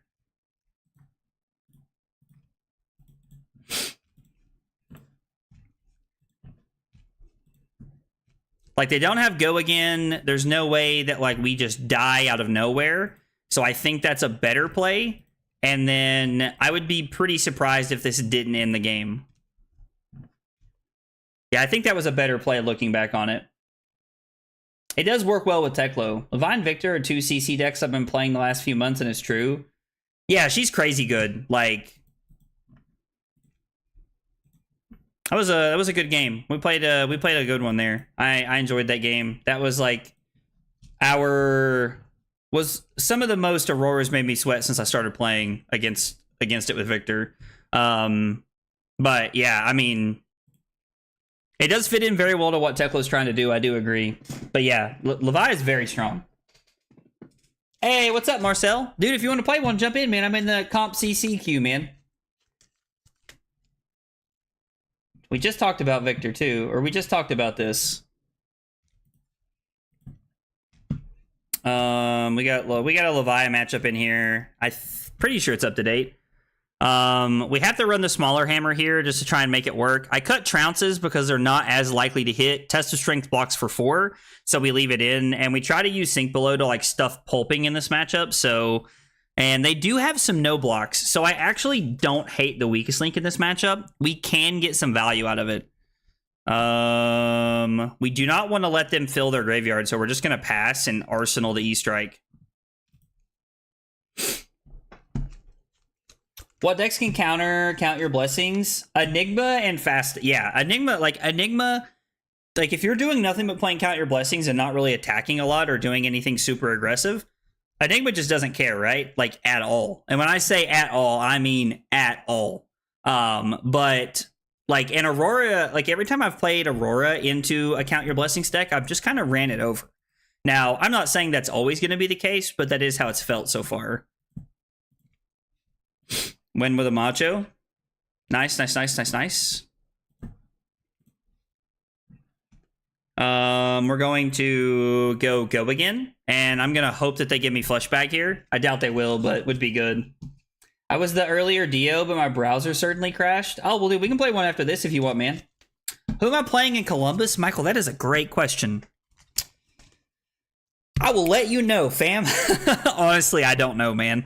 I mean, with the whole like crazy Verdant shenanigans running around, like it's hard for me to say anybody other than that. And I don't really want to play the Wizard Mirror all weekend. You want to play the Icelander Mirror all weekend? Deal. I love Icelander and I love that mirror, but man, I do not want to play that the other way.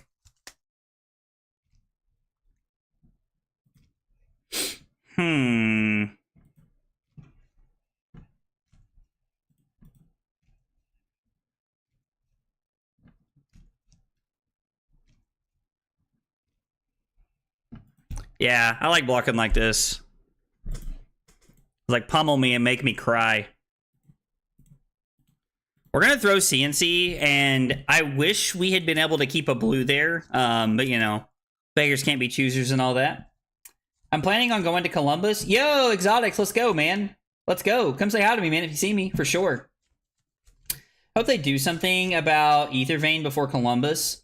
Yeah, I mean, I hope they do too. Like, normally LSS does the right thing in those situations, so I'm also hopeful that they will make the correct decision there. The next Brute or Shadow action card you play this turn gets +2. Man, Sant, if you're still here, is this tech? Is this something I'm not aware of? I mean, I know it's from Monarch, like I recognize it from Draft, but... Have you considered doing a Fuse teams to play against and coach viewers? I mean, I'm always down to play against people. And I mean, if someone was interested in like coaching, then reach out to me. Like, it's something we can work out. I'd be more than happy to. I have like a whole concept of like what we can do, and like things we can work on. Like, as far as like if it's a specific deck, or if it's like more related, you know, to or if like it's more related to like just getting better at the game in general. It's in Ethan's most public recent list. Okay. Yeah, this is a hand of Flesh and Blood cards. All right.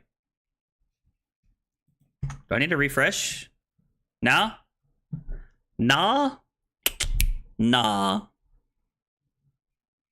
mean, we're just going to block with both the Rouses and the Pummel here and throw the Hammer. Getting all these 2 blocks out of our deck for basically no cost is pretty good here. Imagine all this Victor PQ practice just to play Aurora. Shut up, Nathaniel. My man said coaching, I just race. I mean, listen, man. That's the thing. I'll take you up on that sometime. For sure, Waves. Absolutely, man. Let's do it.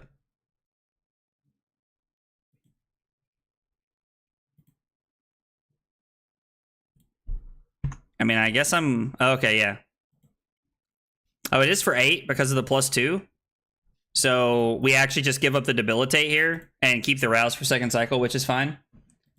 Teach me how to play Kavdeen or Kavdan or however you pronounce it. Listen, I myself would have to learn how to play that first. But if that's something somebody really wanted to like learn how to play, I would learn how to play it to help somebody out for sure. Oh, you want to play one this time? You want to play Levia? Okay, man, that's fine. Let's freaking go. You love to see it. Yo, Mitchell, thank you for that sub on YouTube, brother. Appreciate you being here and hanging out with us tonight, man. Means a lot. Guys, if you're here for the first time, you're new to the channel, we got 3 questions we ask everybody. What's your name? What got you into Flesh and Blood? And what are your favorite hot dog toppings? It's kind of like our personality question. Tell me a little bit about yourself. I would love to get to know you guys. This feels like a give up the pummel in our arsenal hand.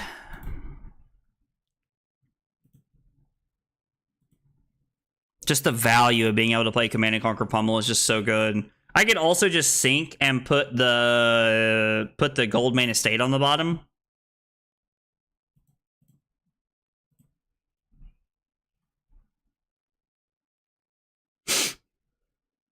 We could block 6 and see what follows this. I could block Thunk and gold main estate here. Keep the Thunderquake in my hand. I mean, they're probably not going to have a big follow-up here, right?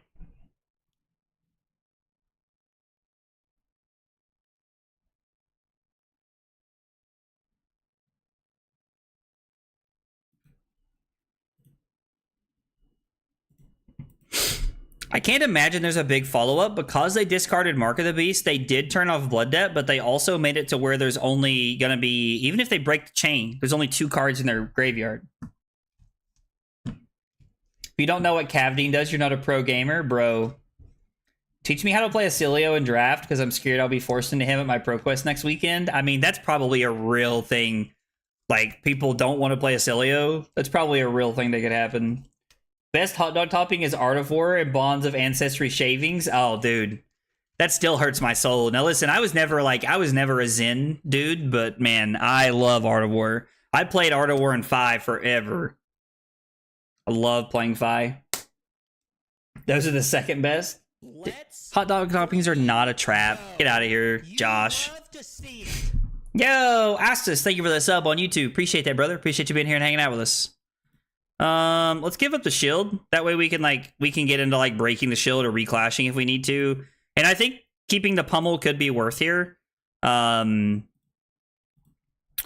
we took nothing from that turn, even though that was like a good go again turn from them. We are able to throw the hammer and arsenal the pummel again. And again, we're trying to set up, we're trying to force their hand a little bit. And also, they're down to 24, which means at a certain point, they have to consider old Husky Husk over here, so... I don't think Carly's hanging out in the chat right now. I think Carly's playing Zelda. Carly might be taking a nap. And it's 8:30. I doubt Carly's taking a nap. She's normally up by now. Carly's probably playing Zelda. The light's on in the other room, but sometimes she leaves it on. I don't know. It's hard to tell.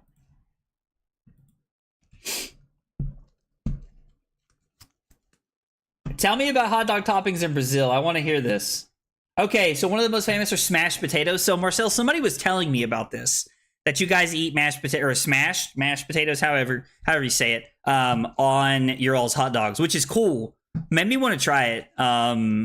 It made me want to try it. It sounds like a pretty cool concept, I think. Let's freaking go. You love to see. Yo, Joe Mastowski. I really hope I said that right, man. Thank you for the sub on YouTube, brother. Appreciate it. It means a lot. Guys, if you're here for the first time, you're hanging out with us for the first time tonight, or even if you're not really new to the channel, but just catching us live for the first time, we got 3 questions we ask everybody. What's your name? What got you into Flesh and Blood? And what are your favorite hot dog toppings? Tell me a little bit about yourself. I would love to get to know you guys. Curly on the new Zelda game where you actually play as Zelda. So she was telling me that you play as Zelda in this one, which I think is pretty cool. But she is not playing that one. She just beat... So there's 3 like Switch Zeldas. She beat the first one, I don't know, a few weeks ago. And now she's playing the second Zelda, and then she's got and then she's gonna buy the next one after she beats the current one she's on, Trent. But she's working her way through. She's currently working her way through the Zelda games right now, which is pretty cool. I've actually never played any of the Zelda games. Oh, brother. Let me tell you about my friend called Pummel. Man, that feels good. That feels good. By the way, I'm going to tell you guys this. If you guys ever talk to Silas, ever run into Silas, make sure you ask him about the time that he gave me his husk for free in Blitz. Just make sure you ask him about that. Tears of the Kingdom, maybe? Curly is awesome. You lucked out, my man. Brother, don't I know it. I am the luckiest fool on the face of the planet. Why Carly is ever with a schlup like me, I have no idea. But I do count my lucky stars every day, sir.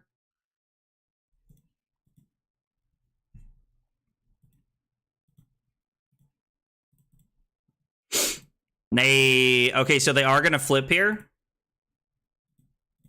Yeah, that's fine. I assume they're going to flip, which I actually kind of like because it swaps us into fatigue mode. Now, they have a lot of initial power they can hit us with, but we do get to play fatigue here now. You're hurting my heart with the way you talk about Zelda? What do you mean? I'm sure Zelda's a great game. I've just never played it. I have no doubt that, like, Zelda is a blast. Do you count your blessings when it comes to Carly? Yes. When it comes to Flesh and Blood? Hell no. And she stuck with you, knew before. Oh, dude, bro. I told Carly up front, I was like, you had no idea what you were getting into when you agreed to go out with me. And then she agreed to marry me. And I was like, listen, I don't know what you want from me. I can only help you so much here. Gold foil tunic shavings straight from LSS. Best hot dog toppings. I mean, listen, maybe we get some of like the shredded tunics and we put them on like hot dogs and eat them. You know what? If LSS would send me a shredded tunic, like genuinely, if they would like take some tunic shreds and put them in a box, I would eat a hot dog with tunic shreds on stream. That's something I would do. You guys have heard it here. If LSS will send me shreds of tunics that they had, we'll put one on a hot dog and eat it on stream. You guys just got to talk LSS into that. Could be pretty fun, though. Could be pretty fun, to be honest. If I was actually a nerd, I would wear that Zelda jacket Blake has. That's how high my love is. I mean, do you have that one? I mean, if you have that, you should wear it. Like, be cool, right? Yeah, so they've not discarded a card, right? So we're just kind of staying alive, looking for an avenue to, like, really try to get into the driver's seat here. So we have, like, almost all of our equipment. We're at 33. And what I'm going to try to do is arsenal this Pummel. Because if we get into a spot where we can, like, really get a lot of value out of this Pummel, we'll be in a good situation. Now, if they throw 9 at us, it's going to feel bad. Pitch a blue? No. So we are going to block 3. I want to keep my life total up here. And there's a Blood Rush. Have they even played a Blood Rush yet this game? I don't think they have. It's also one thing I'm like slowly getting used to is the fact that we're only on Crown of Providence now. Play the Golden Sun and pummel it would be for 14. They're at 7. We would need them to take 7. 3, 5, 7, 9. Or I'm sorry, 8. Would have them taking 5 and discarding a card. I mean, we could try to go for it, right? Somebody call James White right now. I mean, she does get it, man. Like, I was very surprised that she was okay with me making a video on our honeymoon. That one was a real surprise. I do have to say that. Like, I was.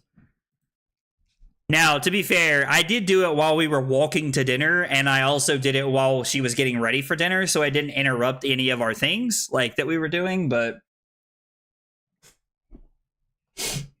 new players never saw the discourse on the shredding of the tunics. I mean, the shredding of the tunics, like, really set a precedent for a lot of people, I think.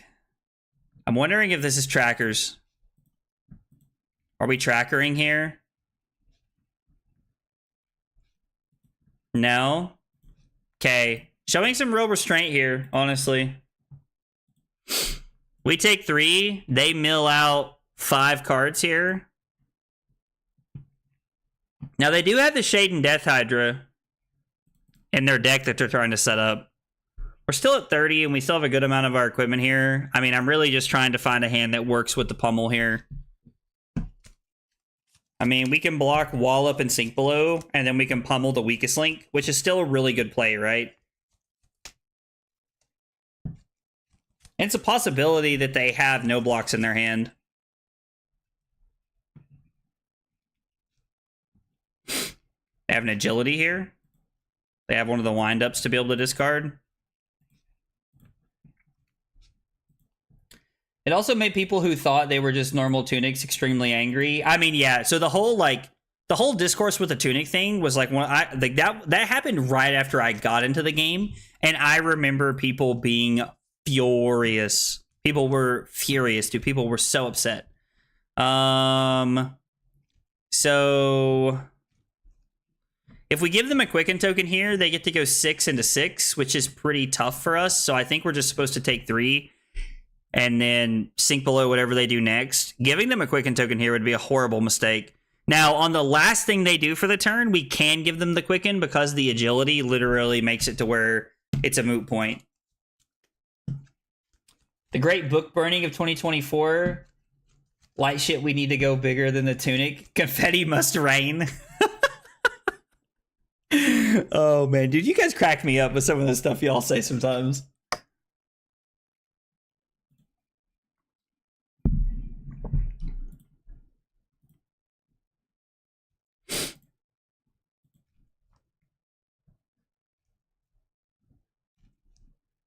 We could also just Arsenal the Sink Below here.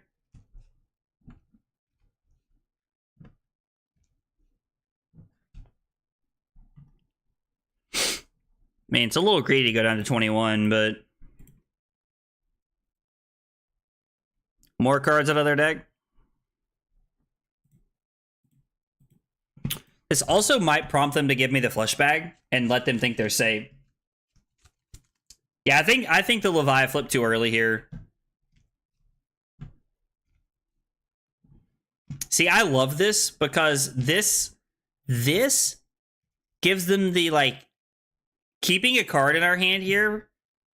Maybe they're just gonna block 10 anyway, but like them blocking, like if they don't block 10, then we are getting so much value out of the fact that they think we have a pummel in our hand. Now, I am gonna play it regardless. I need it out of my arsenal, so I'm just going to play it.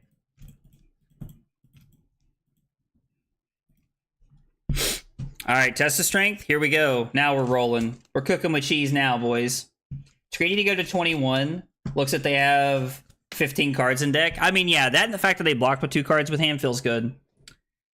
They already did tunics. Gold foil tunics, like 14 of them. Yeah, it was something crazy. They did a lot of tunics, and people were furious.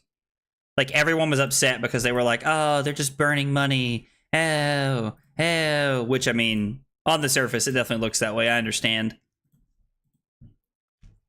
Winning both of the test of strengths we've had so far feels really good. I haven't yet to see any pulping, so they might not be on any, to be honest.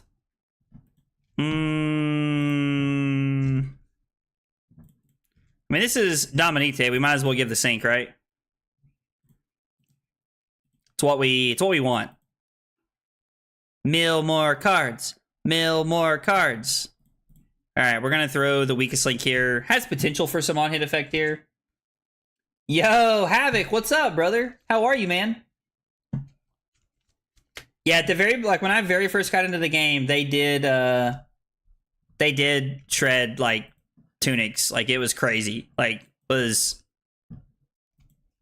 ooh, we got the discard a card there. Oh, Deep Rooted Evil doesn't have that.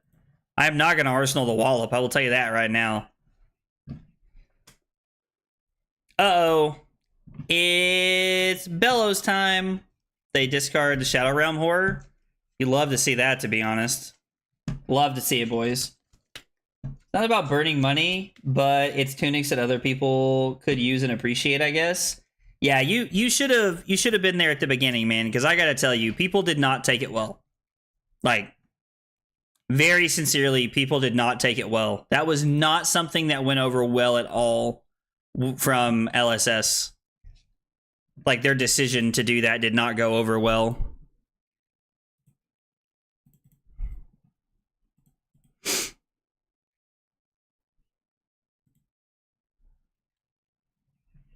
mean, I assume it's a blue.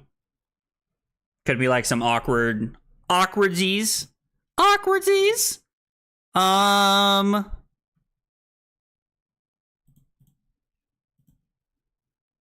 If they have two yellows, they could go mark here if we block awkwardly. So I think we'll just not give them the civic steps here. Although the fact that they pitched a yellow is kind of telling, but I'm always like, man, is my opponent living in 2040? Like, are they just baiting me into giving it to them? Now, they did have double blues, so they were trying to bait me. Interesting. Next thing gets +2. Interesting. Yeah, having a tunic is nice. I now have a non-foil tunic and a foil tunic. Jesus. We're going to block.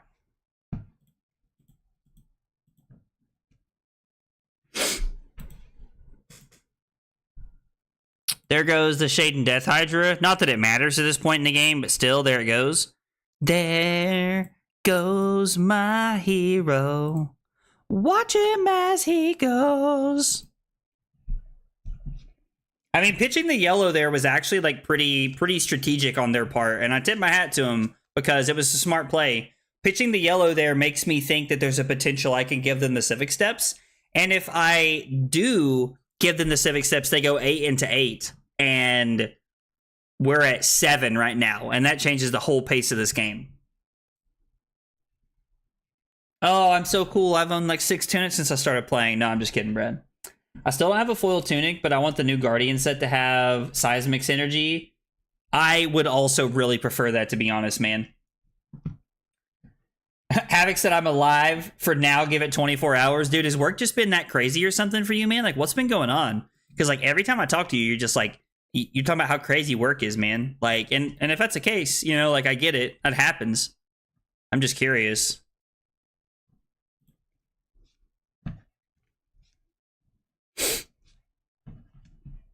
Look at all those cards. Wait. Oh, I was not thinking about them. I guess they could. I guess they could banish it that way.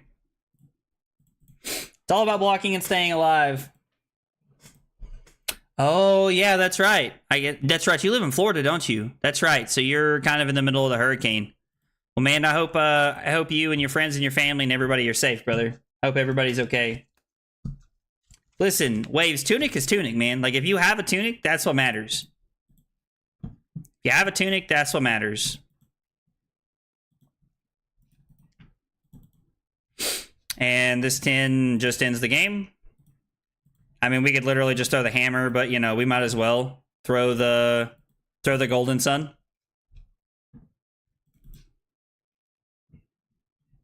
It is technically the most correct play. 14 turns and we got there. I think our opponent flipped too early. I think was the problem. I think our opponent flipped too early and it put him in an awkward spot because we were just able to fatigue him. We were at 33 and we had every piece of equipment except we had blocked once with the Orb Aegis and blocked once with the Gauntlet. Oh, Jesus. But yeah, anyway, we were able to close it out there. Although, like, there was a couple of turns there where, like, if we had blocked with the Civic Steps, I wasn't kidding. When my opponent pitched the yellow Beast Within to throw Claw, I think that was a situation where a lot of people might have bit on giving them the Civic Steps, and we would have been punished hard for it. So I'm glad we made the best play there. Straight just got my Striders for Kano. Dude, man, you're going to enjoy Kano. He's fun. I can't wait for Betsy to get 15 more specializations in the Guardian set. Brother, I really hope Betsy gets a lot of love. Oh, that's right. You're in Atlanta, Havoc. I remember you telling me that. Hey, Dak. Was that you? Dak, was that you? GG's if it was, man. I was like, or if you're just saying GG's because we won, I appreciate that as well. But either way, I just thought I'd ask. Guys, we're going to take a small break. I'm going to run to the bathroom here. I'm going to get some more water. And when I come back, we're going to be playing more Victor. Thanks for hanging out tonight, guys.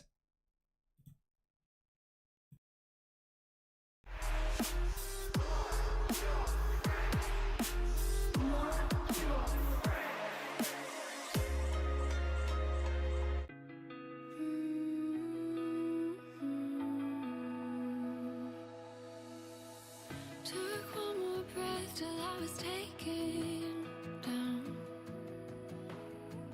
'Cause weight this heavy and some faith I drown. But you left my head and redirect my focus. You say Earth's compass won't ever leave you hopeless. And you lead me to the sea of stars. Look up if you're ever alive. The brightest one will always take you home. And if you're ever feeling weak, they'll carry you straight back to me. You'll never be on this journey alone. They'll take you home.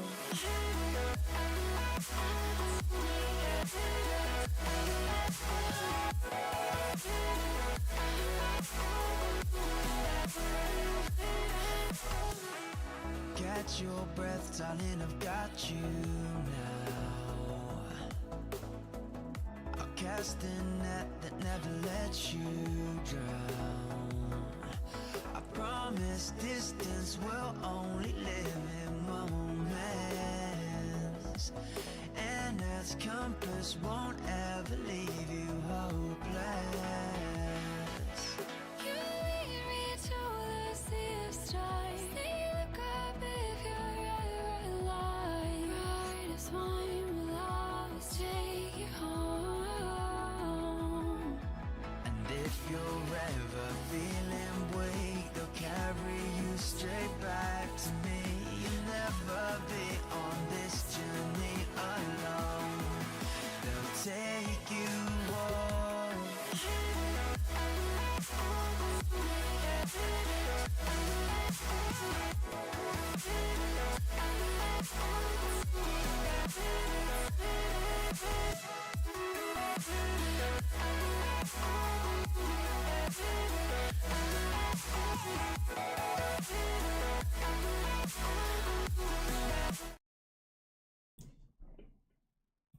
Okay, short break, and we're back.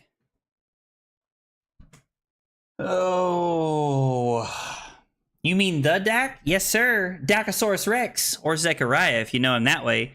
Absolutely, man. Hanging out with us on Twitch tonight, brother. Hanging out with us tonight on Twitch. It's like, Dak is actually a local to me, which is pretty cool. I was like, I enjoy hanging out with Dak. He's a cool guy. You know what? We're gonna look for another game, but I'm also gonna take a moment to see how Thursday Night Football's going. I am curious. Wow, it is 7. Oh, it's just the second quarter. It's just the second quarter, but it's 7-3. Who scored? Rico Dowdle. Jesus. Let's see how fantasy's going as well. That's right. Sonic Manager by day, Talishar Grinder by night. All right. Who does Gary have playing tonight? Who is this? Wandell Robinson of the New York Giants. Hey, it's more. Let's go, dude. All right. We need to get this dub. Get this bread, as my siblings say, because I'm old and that's what they say. I know him as Ninja Dinosaur. That's hilarious, bro. I'm 3-0 in my league. Dude, I am 0-3 in my main league, bro. I'm 0-3. So this is a matchup where I would like to play 60, but I don't really know what to cut, if I'm being honest, because it seems like all the cards are necessary. The only card I've been able to come up with cutting is Spinal Crush, but like it just seems so necessary for what we need that I don't know. We do play Crown of Dominion and we play a Nothos in this matchup just to try and like run our opponents over here, just to try and run our opponent over here because we want as much go again as we can get in this matchup. So I'm talking about the NFL right now. I'm a Bengals boy and I hate the Kansas City Chiefs. So I actually have Joe Burrow as my quarterback on my team. I like Joe Burrow a lot. Old Joe Shiesty.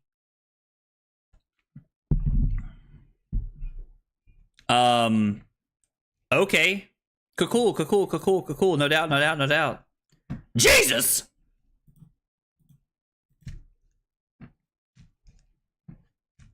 Hopefully this has go again. We'll see what happens, though. Hey, Austin, good night. Hope you have a good night, brother. Other than that, how was the play, Mrs. Lincoln? Absolutely. It's one of my favorite quotes ever. Are they just going to let the 10,000 year reunion go?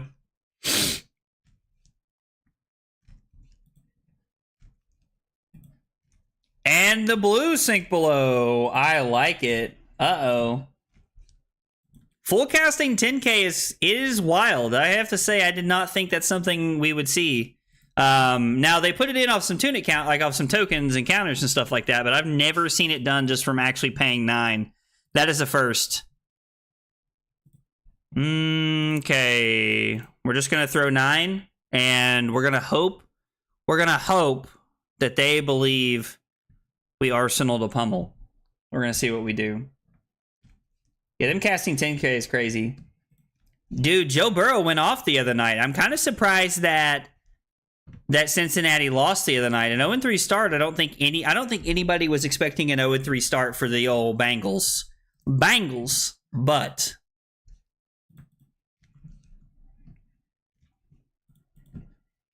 yeah, I don't think anybody was expecting that. But I mean, you know, it happens. Happens to the best of them, right? Even Brady lost sometimes. Brady lost more than people realize, actually. My parents are all New England fans. We're going to hope to something good here. Debilitate. Yikes. I mean, hopefully there's something else here that we can block. I would love to be able to, like, give something else to block with here, but... Sheesh. Truly, I guess we're just saving the weakest link for the pummel, right?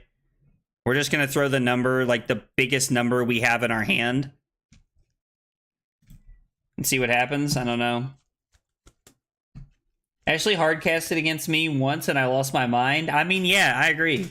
I probably would have too. I never respect pummel. I think sometimes you have to respect pummel, right? But I get what you're saying, Josh. Like, I hear, like, the concept of what you're saying, but I think sometimes you have to play around the pummel. Like, if it's play around pummel or lose, it depends on if we're in a situation where it's like, can I win if you have it? And, I mean, like, I don't know. You kind of have to play it out sometimes.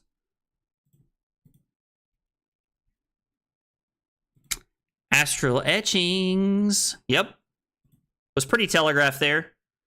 We are going to target the opponent. So we get to stay at 2 gold, which is pretty solid. I mean, it's okay. We can actually use Tunic to play Gold Main Estate here and hope we rip into something that'll let us play the Rouse.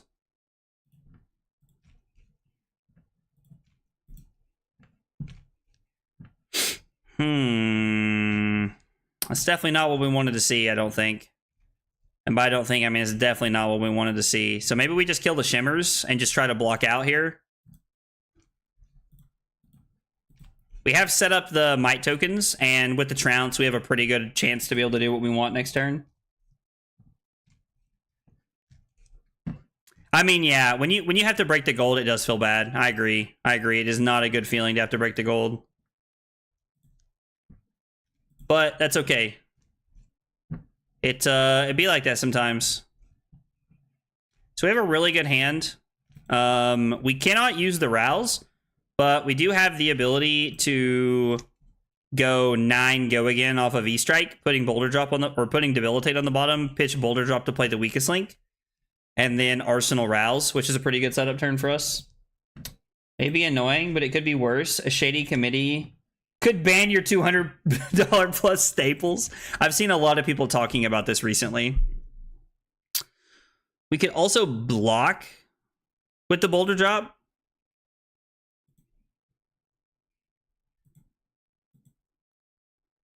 And then I could go again, putting Rouse on the bottom and to throw the weakest link. Okay, well, that's also bad for us.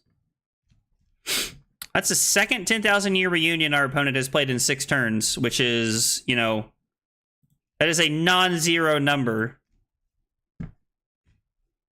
That is a non-zero number of that, which is tough.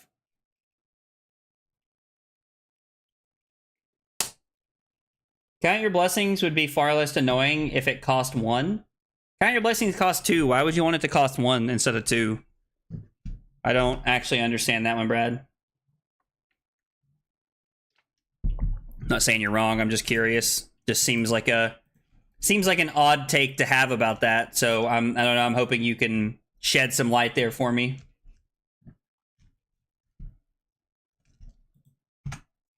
Okay, our opponent's thinking. Just always refreshing, you just never know.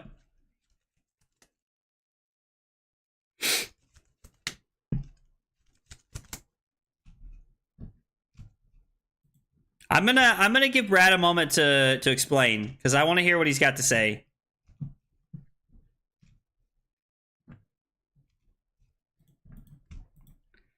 I think we're supposed to do everything we can to pressure them. I mean, 10,000 year reunion has served its job both times. They have literally just used it to just block, and it's working. It's actually wildly insane how powerful that has been. We played 1 for the Gold Main Estate. I mean, we're at a decently high life total, so if we can get into a situation like where we can... I mean, the fact that that's their turn feels really good. I'm hoping they don't have a Miraging Metamorph or a Command and Conquer here. If they do have something, we'll probably just play the Pummel to clear some of their board. I mean, technically this eats it all, right? Like, we just get rid of everything here. Interesting that is just decided to let it go. Our opponent's made a couple of interesting choices so far. I've played against Moore a handful of times, and he's, like, Moore's a good player. So I'm definitely not saying that they're wrong, but I am intrigued by their decision points so far.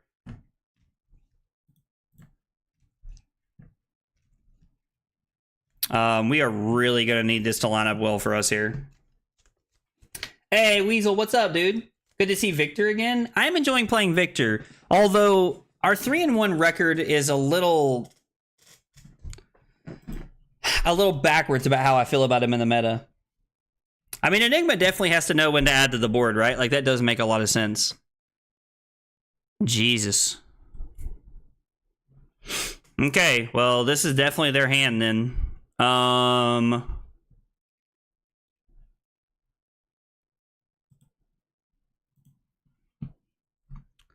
gonna have to use Tunic to play Gold Main Estate.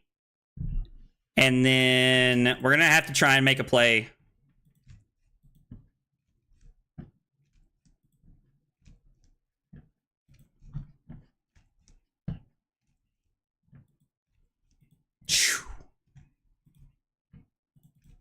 I mean, this is tough.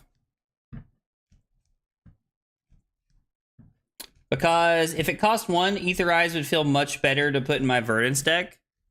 Oh, you're just literally wanting to stop the life gain? Okay.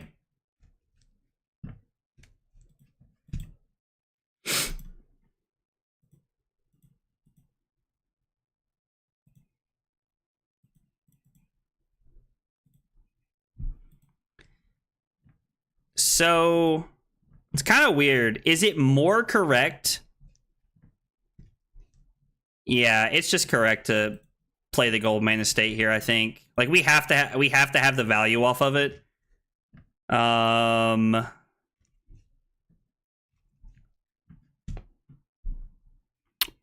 an out muscle would feel pretty good right here, I have to admit. There's also a world where we just throw hammer and pummel it, but I think we're just supposed to throw the out muscle and see how they react. We could like start like trying to crack some golds here. Maybe the Golden Sun is just the better play here because it has like we can just over pitch to play the Golden Sun. I don't know. It's a tough choice here. I think we have to gold main Andrew, I agree.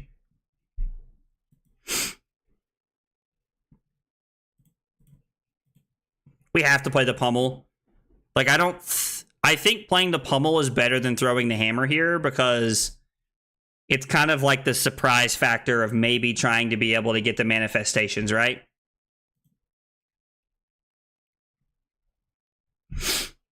Because if they don't have another defense reaction or some kind of way to add or prevent damage here, then we do get to clear the manifestations, which is exactly what we want to be doing.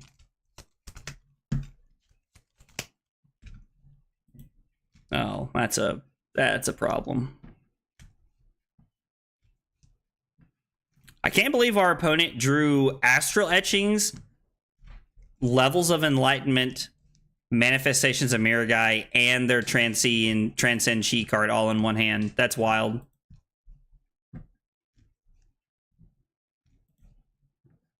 They took one counter, I guess, to keep their... so that they could still have the ward eat it there.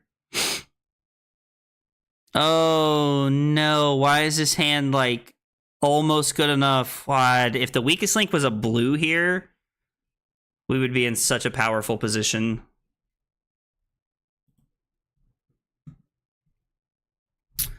Okay, so E-Strike putting the weakest link on the bottom, pitch the Golden Sun to throw Command and Conquer.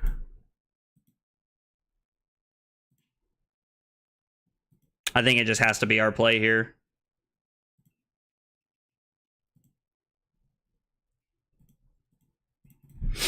If they have like a Command and Conquer to follow this up with, we're in a pretty bad spot because we're just going to have to block 6. Okay, thankfully it's just these Spectral Shields here. The opponent's drawing as well as I normally do. LOL, that's hilarious. Okay. Dissolve Reality, like, I mean, our opponent, like, Moore is ripping some draws here. Like, these are draws for sure. All right, so what is this? 10 go again into Command and Conquer. The problem is that, like, the next time he draws a manifestation, like, Moore was able to set all of that up without using any of his equipment. Now, I don't really know why you run Calming Gesture into me. You should probably just be running the arm piece that, like, adds value, right? I would think. I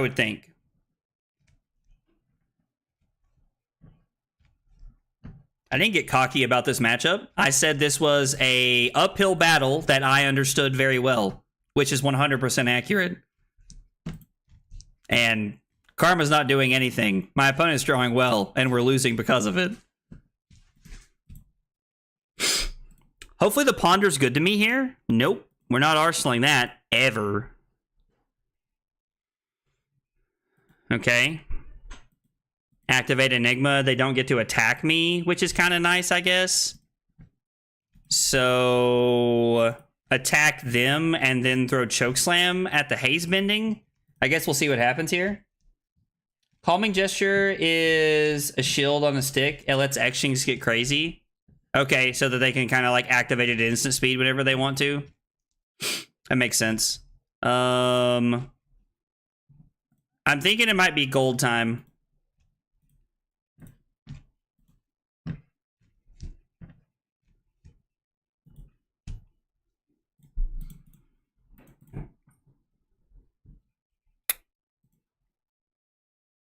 Okay, so Calming Gesture is correct in this matchup. Okay.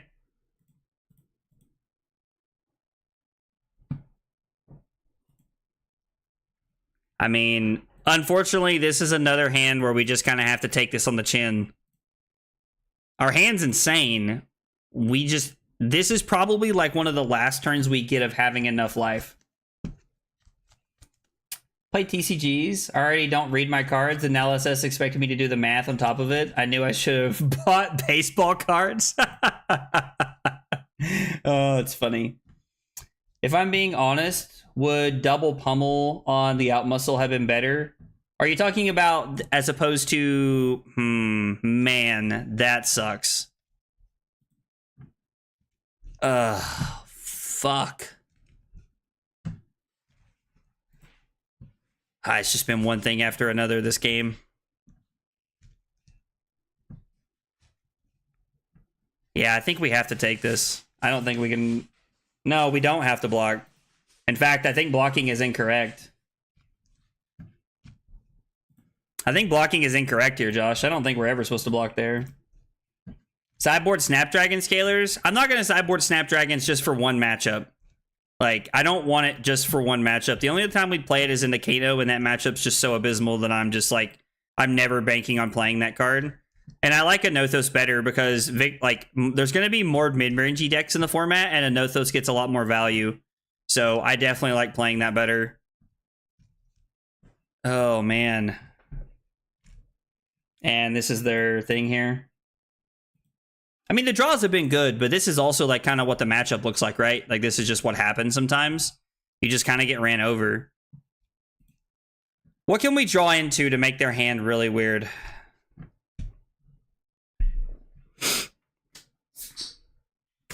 Weakest Link could be good. We put one on the bottom earlier. Command and Conquer could be good. There's also 2 Tests of Strengths and a Trounce left we could draw into, which would feel really awkward. I mean, it feels like this is desperation time, right?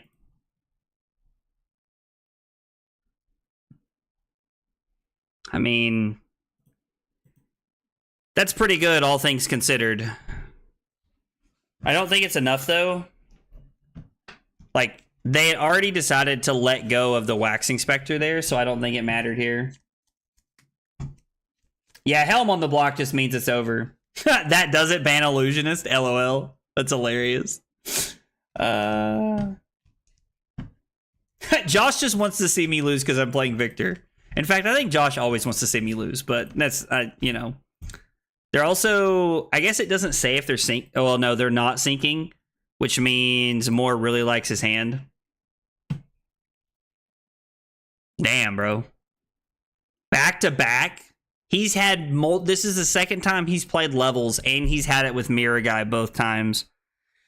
And with no Clash card here, we're just super dead. So this is going to be for what, 8?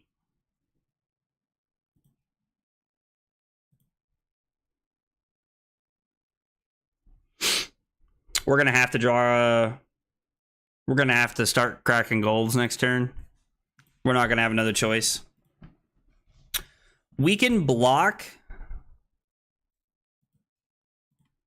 Command and Conquer and Tunic and go to 1 here.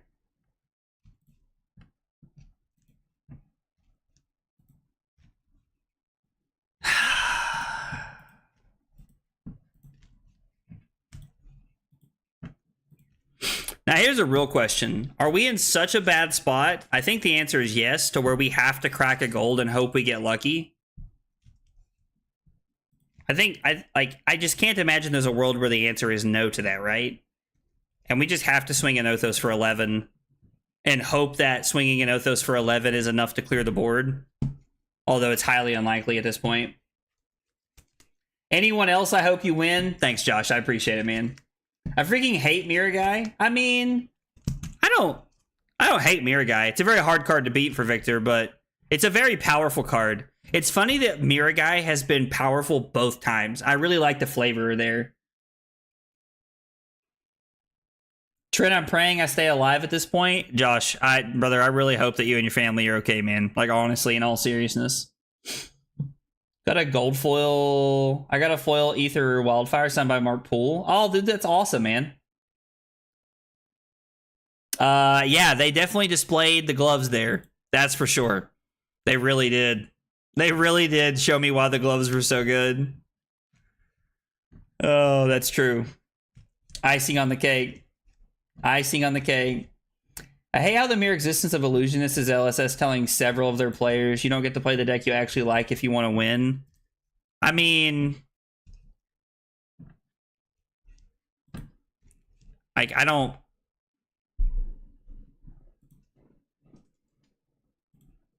I mean, like, I don't know. Decks like Illusionists have to exist at some point in the game. Like, they just have to. Where are our freaking Clash cards, bro? Okay, so that's all they can do, and we can throw 9. Now, the odds of us winning this game are, like, basically 0 to none, but... I mean, I would say that there is still some, like, there's probably a 1% chance in the world we win this game. No. Okay. So, I needed them to have, like, multiple 2 blocks in their hand here. And this just ends the game. There's nothing we can do. Even if we draw into, like, yeah, Clash cards like this, it doesn't matter. So, we block 8. We have to Clash again. We win the Clash. The next Spectral Shield comes in for 2, and we block, and then they throw the last Spectral Shield, and we die. And I'm not going to make More play this out because he's going to kill us next turn. I'm just going to take this because the game's over here. We weren't going to be able to close that one out, so... Man, that was tough. Moore drew really well. And that was like... That is why Enigma's a bad matchup, right? Because if your opponent draws really well, you're just in a really bad spot. Like, even if, like, we also draw well, most of the time it doesn't matter. It's more dependent on them drawing okay and us drawing pretty well. But more if you're hanging out or if you catch us later, man, good game. You played that very well. You played that really tight, buddy. They want Illusionists to exist. They need to give every class some kind of tech to counter it. I'm not saying shut Illusionists out, but nobody should have 0% matchups. Oh, hey, it's Trent. Let's go. Trent, good luck, brother. This should be fun. I like playing against Vincent.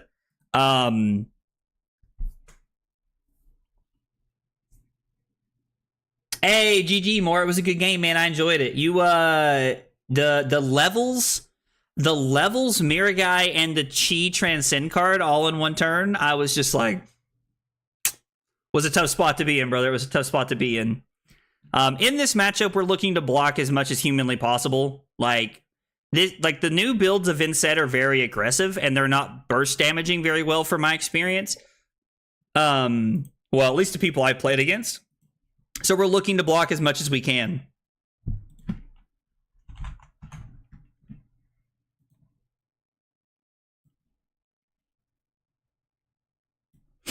That is a hand if I've ever seen one. That's for sure.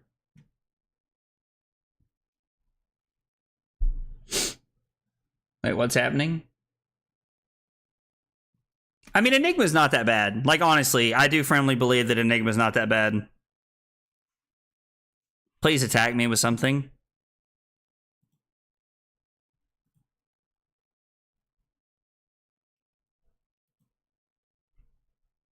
I cannot wait to tell Trent about this hand. Because this is one of the hands of all time. This is one of the hands of all time. Hey, Jay, what's up, man? It always gets me when you say good morning, bro. Enigma's a different kind of cancer, though. I don't know. Like, Enigma's the fairest illusionist we've ever had, I would say.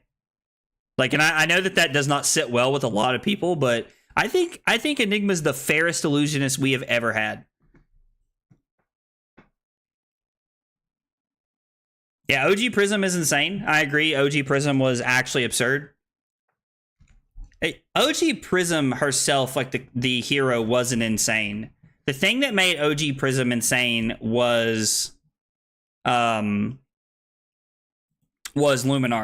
Luminaris was insane. Let Warrior at least have a 20 or 30% into Enigma and Prism. At least it's something. I mean, yeah, so I think over time, all of the classes are going to slowly get something, right? Like, I think you're going to see more of that over time, where all of the classes start to get something that allows them to, like, you know, have some kind of counterplay. I personally believe that. I mean, we've already lost a life this turn, so it doesn't really matter. I really don't want to break the shield here. And we're not winning or losing, so I think I'm okay with this. Breaking the shield this early on in the game is not correct. We need to be able to play...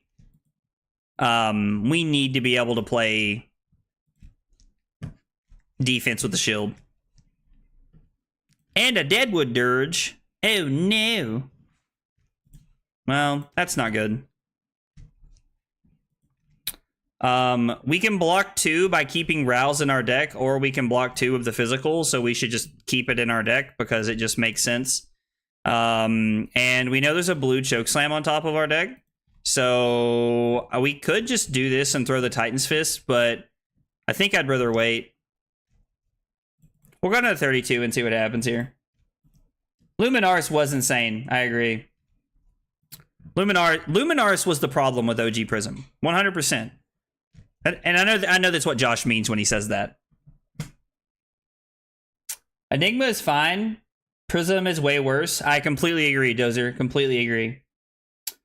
Not as toxic toward his illusionist as I come off as. I just want to be allowed to sit down across from a one-on-one and where at least I can win. I mean, that's fair. I don't think that's like an unreasonable thing to say, right? It was cool to play you on stream, but it sucked to have to turn off your stream. LOL more. Well, brother, I appreciate it, man. I appreciate the game, dude. It's very good for me. I play against Enigma a lot on Talishar, and I win more than I lose. So it's good to get humbled every now and again, brother. like in all sincerity, it's good for me to get humbled every now and again. To play against someone, like to play against a good Enigma, and like just for me to kind of lose. I think it's a positive thing.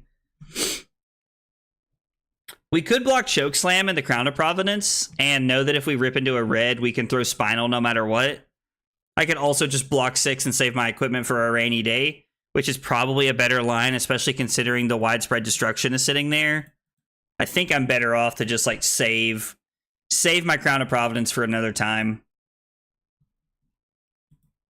Creepers again, huh? Okay. I am going to get rid of the creepers this turn.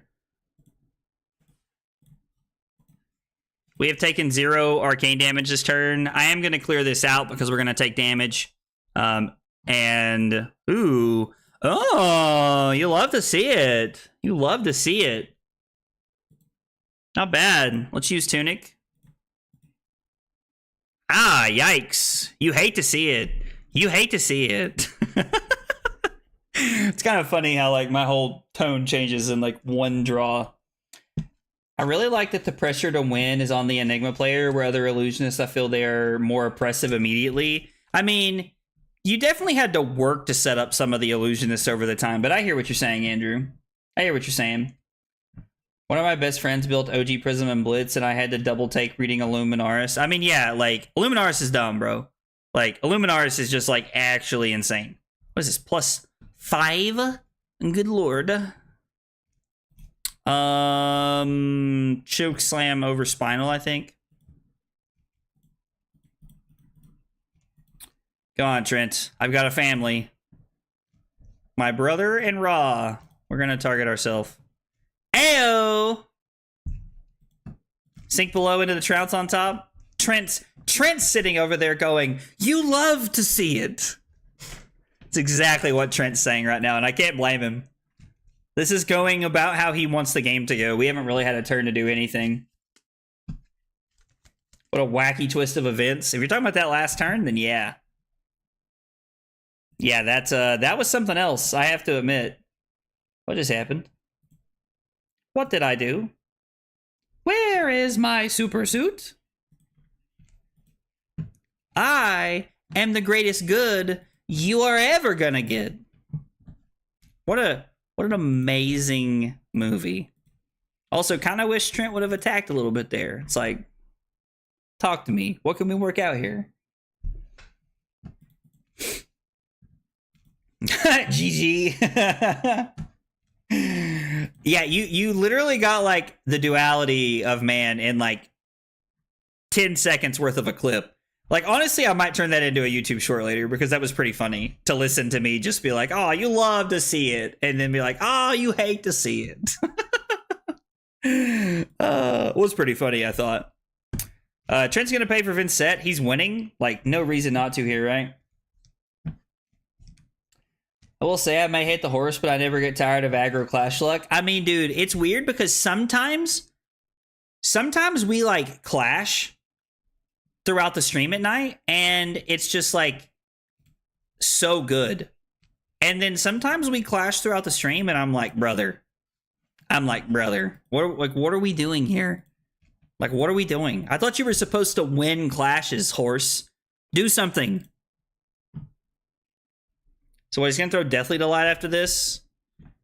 Break this. Make 2 more rune chants. We are going to go ahead and block here. We want to deny Trent the Deathly Wail on hit effect. Or, I mean, sorry. We want to deny him the Shadow Puppetry on hit effect is what I was trying to say.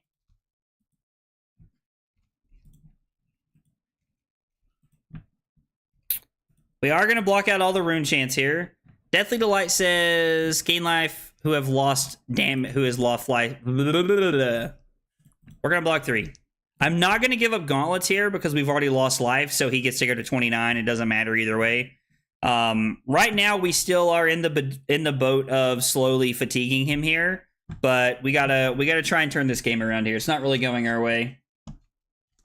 Honey, where are my gold tokens, bro? Oh my god, that's amazing! I'm so gonna say that to Carly one day. even if they're always in my deck box, they never leave my deck box, but I'm still gonna say that to Carly one day. That's a great. I love that, dude. I love that. I bet aggro would lose a clash to a warrior. He already has the ninja. I mean, dude, I did lose that trounce to a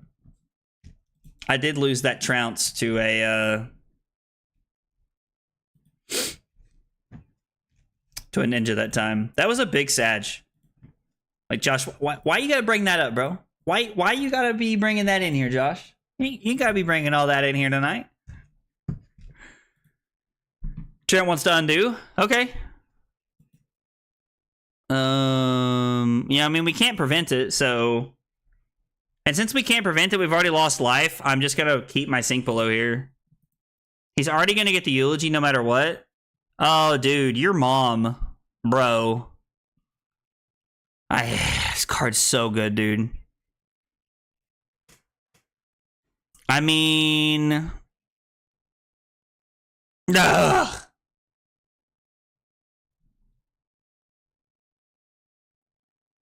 Damn. All right.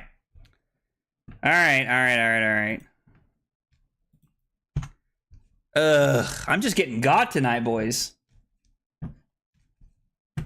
Yeah, no, we lost. Like, when I say lost to trounce, I don't mean that we failed to win. I mean we lost to trounce. Like, literally, I had to give Silas a gold token and the vigor and the might on stream, bro. You come for the fab gameplay, you stay for the Samuel L. Jackson impressions. Oh man, I love that. I love that. You guys should never let me forget that I lost a clash to a ninja, because that was like, Silas still brings that up from time to time. Uh-oh. I was like, Trent, it'd be a shame if I won the game because you weren't there.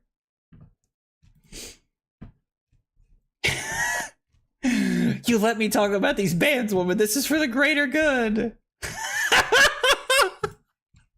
Oh, I'm dying. You guys, oh man. Oh, that's awesome. I love that we're, oh man, like on our honeymoon. That's like such a fitting statement because I made videos while we were on our honeymoon. Oh God. Carly and I are gonna have to take that audio and turn that into a clip. Oh, bro. That, yeah, Carly doesn't know. She just got signed up for a TikTok. That's hilarious. Well, she probably does know. She's in the other room, I think, but... Ah, the rune chants were worth more than 2 points there. I mean, considering it probably turns on your hand. Create a rune chant token. Oh, Trent. Step. Brother. It's a skill issue? Bro. You have no idea, Brad. You have no idea how accurate that is. Okay. Okay. Alright, well, at least we can block everything pretty efficiently here.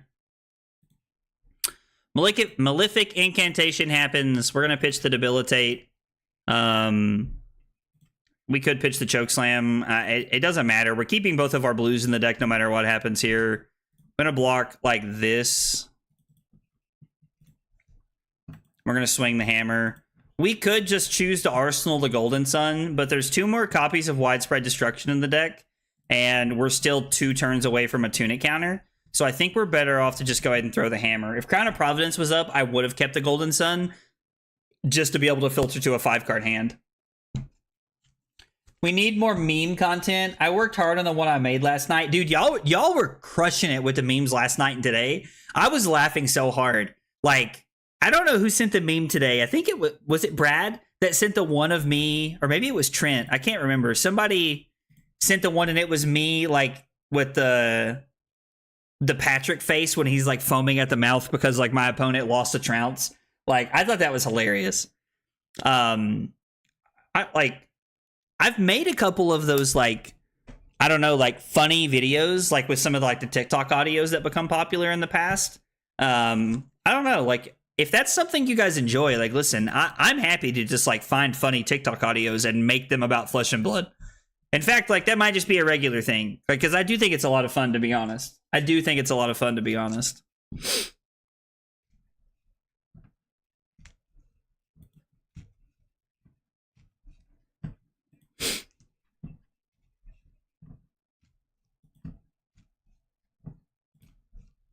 Okay.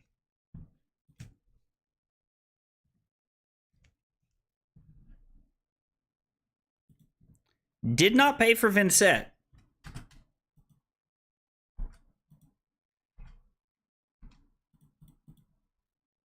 If he decides to just throw the flail at me, I will block with the shield.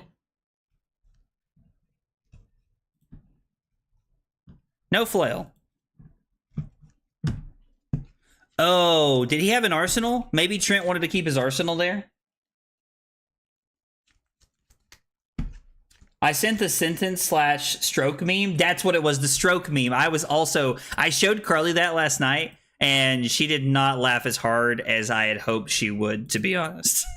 The weakest link basically has no text here, right? So we're just going to throw disable.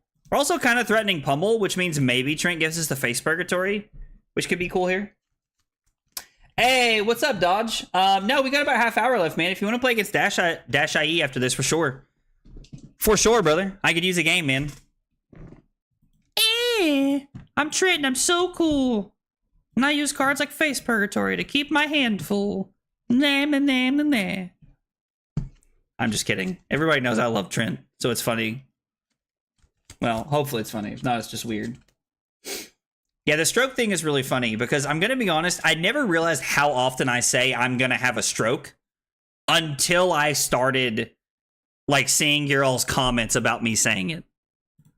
When I started seeing you all comment about me saying, oh, I'm going to have a stroke, I was like, oh, maybe I say that a lot. I was like, maybe I say that a lot and I don't realize it. How many widespread destructions are left? 1? With there being 1 left, I'm willing to try an Arsenal CNC here, to be honest.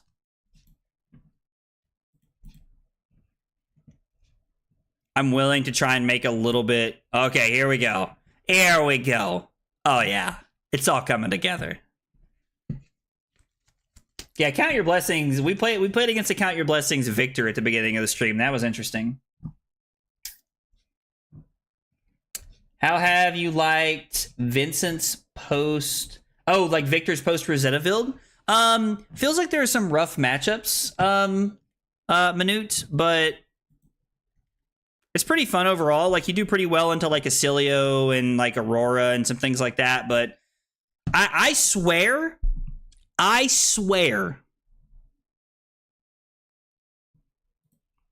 It's like he knows.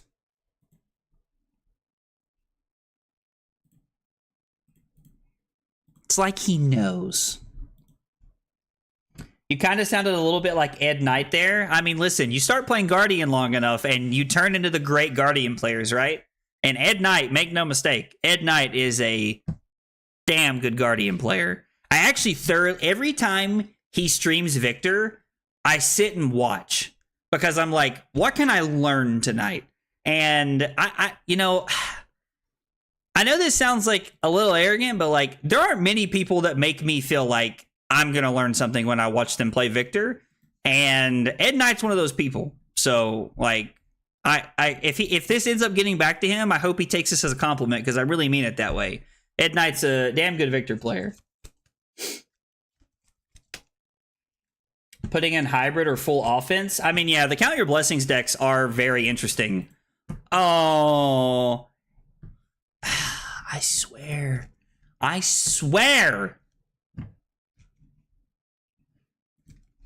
Trent's dead to me. What is this? Is he about to throw a widespread annihilation at me for 11? Yeah, it's unpreventable. Nah, nah, nah, nah, nah, nah. 11 overpower on top of that. Well, now the good news is that we can block it all. And I got to tell you, boys, you love to see it. Now, this is a little... Brother. We're actually going to say no. Because I'm just going to have to banish a card, right? We're going to say no, leave them both on top, and then we're going to sink this. This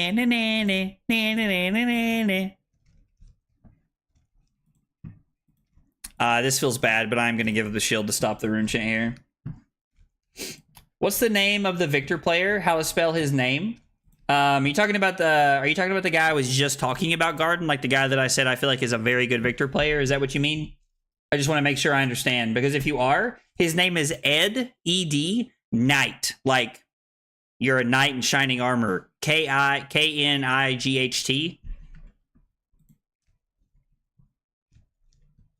Yes. Yes, take a turn off, Trent. Go to 9. Boo.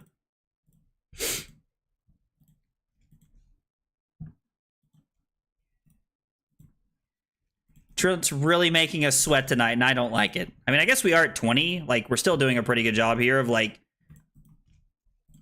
staying in the lead at this point, I guess. Ed Knight. Yep, there it is. Oh, hey! Wet, what's up, dude? How are you, brother? I haven't seen you in a minute, man. I haven't seen you since the South Carolina ProQuest, where you were playing Dashio. Wait, was that a ProQuest or was that an RTN? Yeah, that was ProQuest season, right? No, that was RTN season.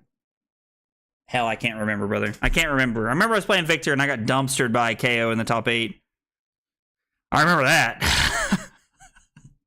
We all remember the losses, though. Yo, Silas is still awake.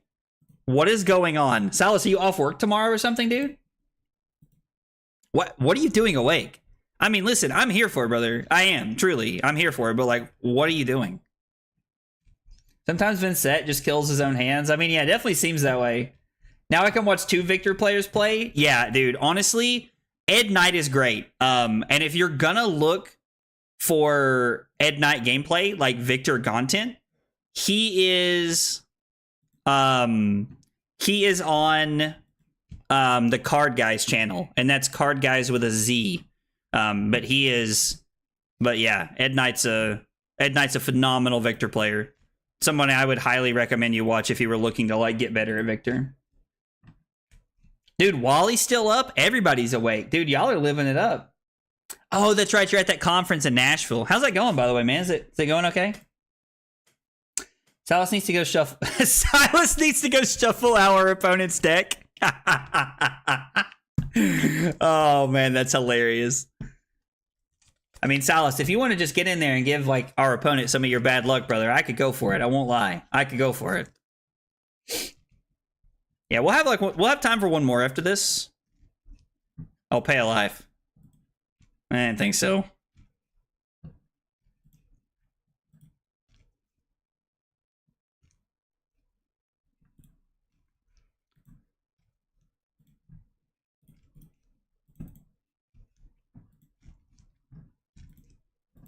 What are we using Tunic for? Ah. Damn. I got, son. Should we save this?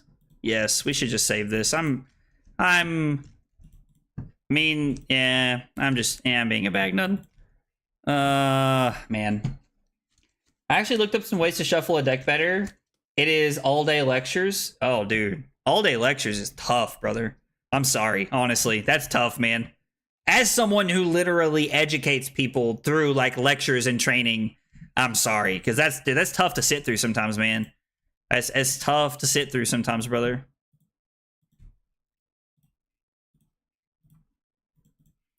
So we can throw Titan's Fist at minimum, forcing one card from Trent's hand here, and then we can Arsenal the Sink Below.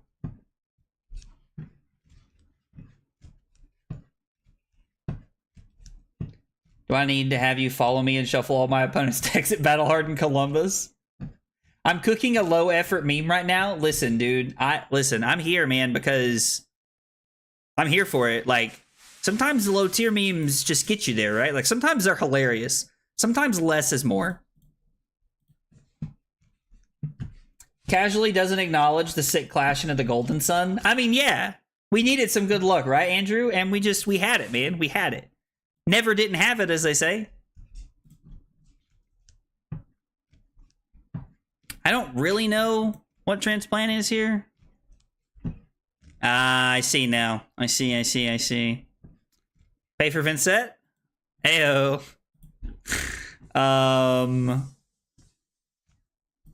Keep the Macho Grande just in the game here. Yeah.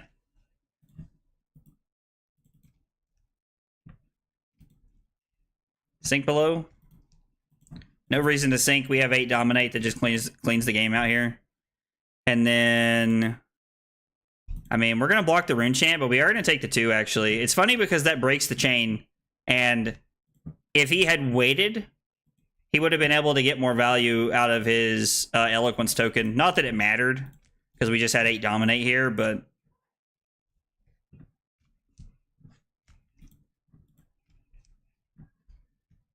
And we were able to close it out. Trent, good game, brother. That was a grind, man. That was a grind. All right, we got time for one more before we call it a night. Dodge, you still want to play, brother? Are you going to Battle Hardened Columbus? Yes, sir. I will be in Columbus. The funny part is if they don't do anything about, like, Kraken's Ether Vein or whatever it's called, I might be a side event champion in Columbus because I really don't want to deal with any of that. I was doing so well, but didn't see my go again attacks till late. So I noticed that, like, you were in a really good spot early and you were pushing a lot of tempo and really had me in an awkward position. And then it just kind of, like, fluttered out there in the middle. So all that off the triple rouse hand on turn 0. You gotta tell Josh to just be quiet sometimes. The status is more important to me. Listen to Silas out here flexing. Yeah, Dodge, if you want to play one, man, I was like, I'll wait just a second to see if you're still hanging out. And if not, we got time for one more.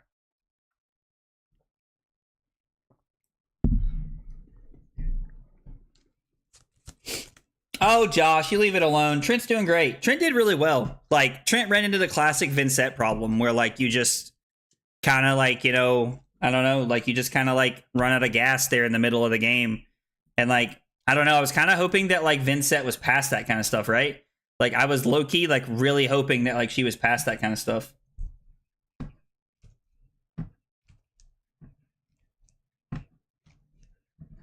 I mean, that is true. I will give you that, Josh. You are an equal opportunity shit giver. You give everybody shit. All right. I don't know if Dodge's still here. I haven't heard from him, so we're gonna fire one up here and get one more going. That's it. Off that loss, he's gonna big hydrate. I have never had someone salty big hydrate me before, so I will say that. That's a spicy one. that's a new one. I'm kind of here for it though. I'm here for that. Have you ever prevented the unpreventable rune chant? Brad, tell me how you're cheating. I want to know. What's happening in LL with Kraken's Ether Vein? Verdance literally just draws like 14 to 15 cards a turn. Like I've literally been told that like even on like a lackluster draw, you're drawing you're drawing your whole deck in like the first 4 turns of the game. And so it's just stupid. All right, let's go. We're going to ready up and then we got a big hydrate for Trent here.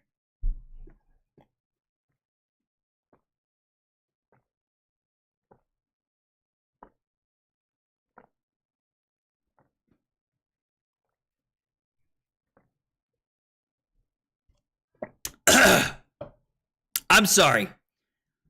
Is that Scepter of Pain? You guys see what I'm seeing, right? Brother came to Rumble. Brother came to Rumble. And I gotta tell you. What? Brad, is this your deck? Bro, Brad, is this your deck? Brad, if this is your deck, you're legally obligated to tell me.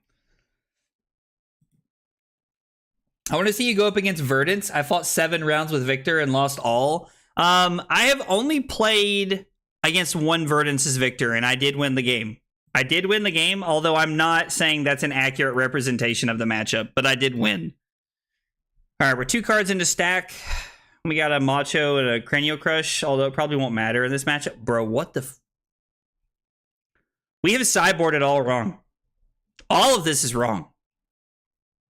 I don't know what to expect anymore. Oh, man. You can't tell me about the meme. I'm in the middle of a game. I am going to look up the meme after this, though. I am curious to know what the meme is. I will be looking it up after this. Is this like OTK Aurora? What are we doing here? Let me know if you want to lose to Verdance. Rob, this is going to be the last one of the stream, but I would be down to play against Verdance sometime if you wanted to test sometime, brother. Just to kind of see how it feels. I mean, I'm running straight aggro into Verdance. Like, I'm running run you over. That is the game plan. That is the game plan when I'm playing Verdance, or when I'm playing against Verdance with Victor. It is a Nothos, Crown of Dominion, and stop when you're dead. So we're doing this in Aurora now, huh?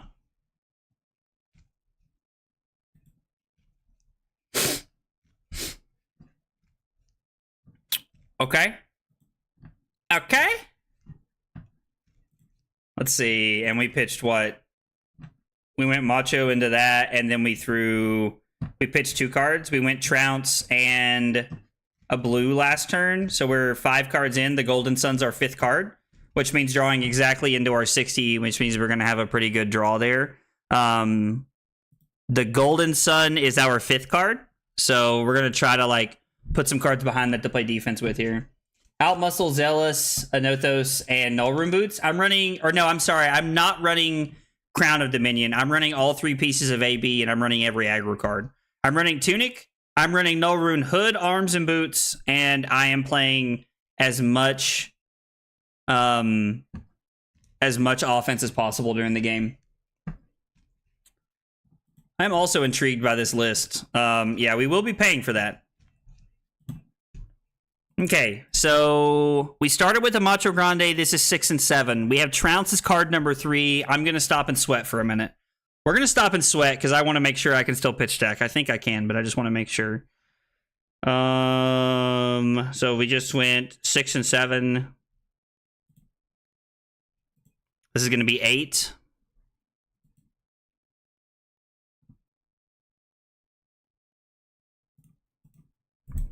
We're 8 cards in a pitch stack. We started with a Macho. We have a Trounce as card number 3, and then we have Golden Sun at card 5 and 9, which technically means we will be Golden Sun into Golden Sun off of the Trounce if we come straight back up to 60, which theoretically we should. YouTube delay is killing my timing. I'm sorry, Brad. Because once they set up, my God. Yeah, dude, once they set up, you're dead, bro. Like, once they set up, you're done. That was card number 9.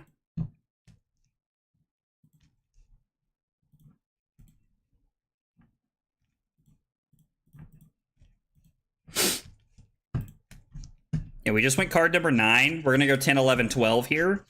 We want the Golden Sun to be our 12th card.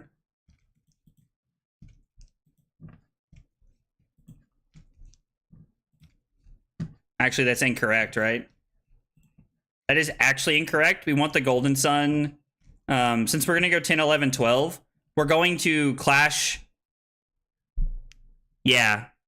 10, 11, 12. We're going to go opposite of what I said.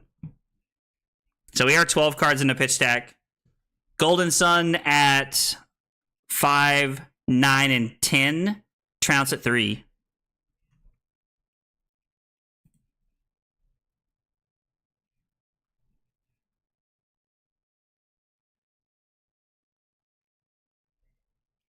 Oh, so they're trying to draw their whole deck is what they're trying to do. Okay, I see. I see what they're doing now. We are running pummels in this matchup, so... Aurora Item Shop goes burr. You need to get your homeboy Taylor to give us some streaming tech tips. He has his wife set up with 0 delay when she streams. Yeah, but she's only on Twitch though, right? Twitch always has 0 delay. Twitch has had 0 delay since I started.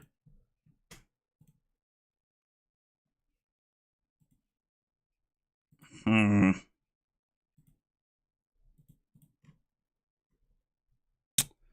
13, 14, 15.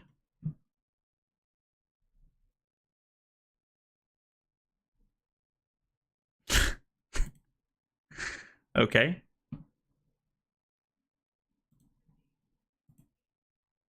$16. Alright,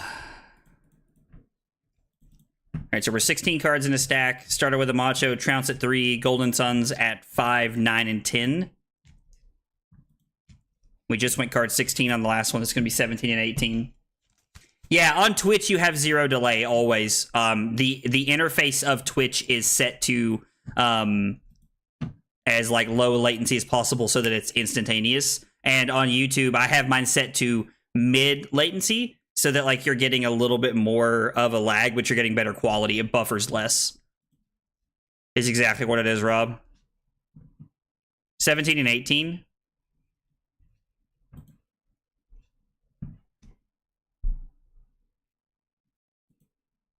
$19.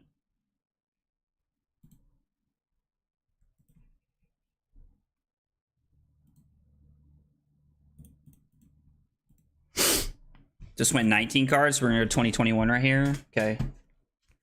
What is this Aurora deck? Every time I think I know a play, they play a different item. Yeah, they're playing to like draw your whole hand combo thing. The Amulet of Echoes is interesting. I don't know why they're running that against me, but I'm curious to see how it all pairs together.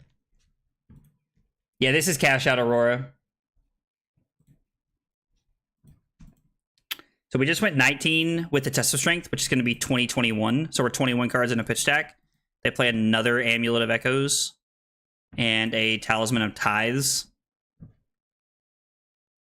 during your action phase. Okay.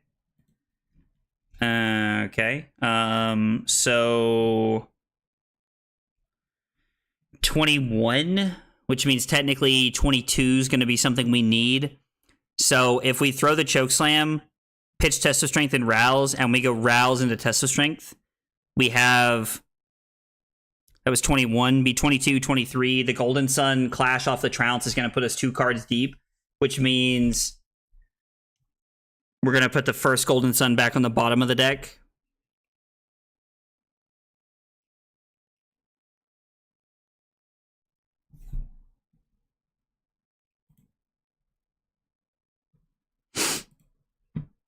Okay. Let's see what we're doing here. Yeah, I don't know what the end game here is, but I'm intrigued. I'm intrigued, to be honest. We're gonna play 2 Count Your Blessings this turn. Okay.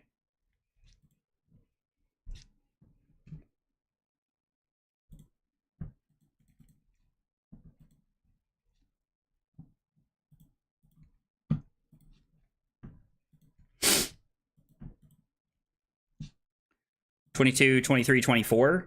24 cards in a pitch stack. 25 cards in a pitch stack.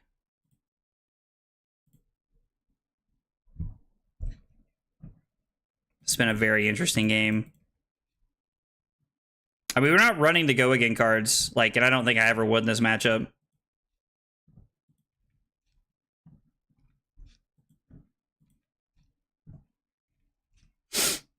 27, 28.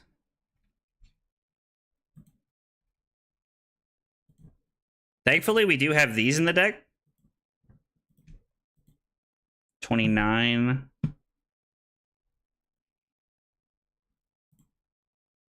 There are pummels, which means I need to keep these.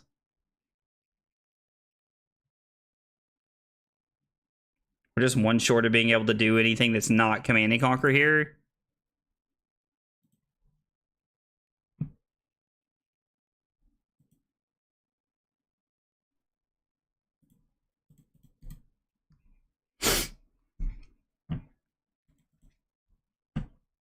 This definitely seems like one of the less optimal OTK decks. I mean, yeah.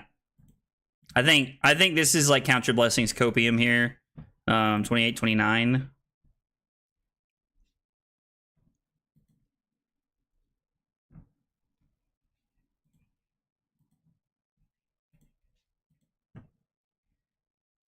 Okay. I mean, they can have an extra card. Like, it doesn't matter, right? Oh, this has been an interesting game.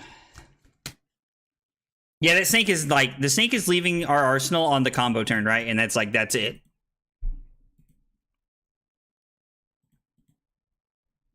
We went 28, 29.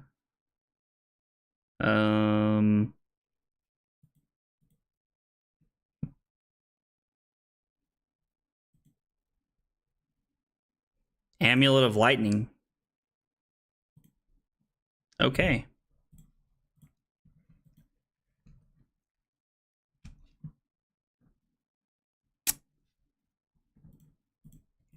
We're going to try and set up a pummel play next turn.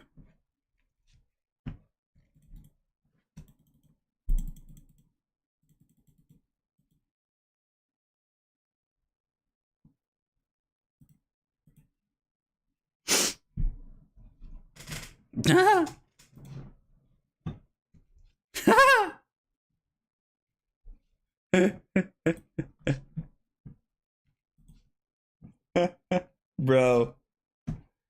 This is wild.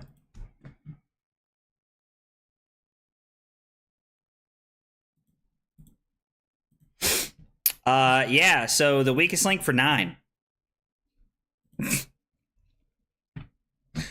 This has been such an interesting game. I mean, I'm going to assume that they have a way to kill me with, like... I don't know what.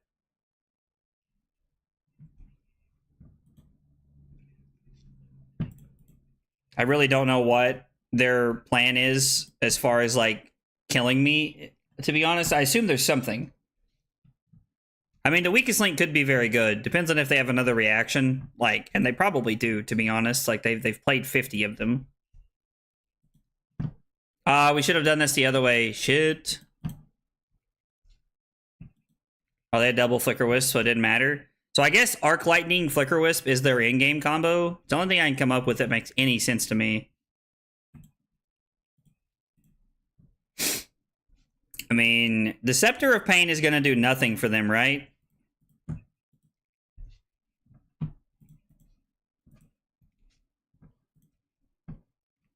God, this has been a wild game.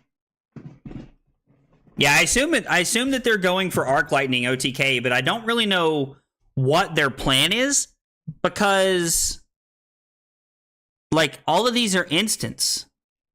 Like, they're not even getting the value. I really don't know.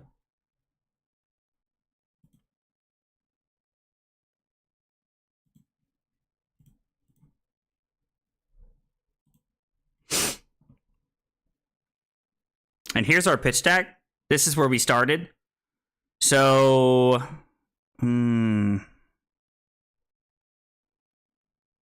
like, are we actually just swinging the hammer here? Because, God, that feels so bad to swing hammer for 8. That was our last gold man estate, too. They turn him into silver, but what are they doing with that? Like, they're just drawing their deck? So, like, is the idea that they're just gonna, like, arc light, like, literally just, like, do a bajillion go again things here? Like, I'm actually curious to know. Because I don't see it yet. Like, I know that they use cash out. I just don't know how. I don't know what the goal is after you play cash out. Like, they're just trying to build up a bajillion rune chance. Lightning Greaves, he gets instance go again. I mean, yeah, they're... Sure. So I guess they're just going to use the silver. I should just say no and make them play it. How funny would that be?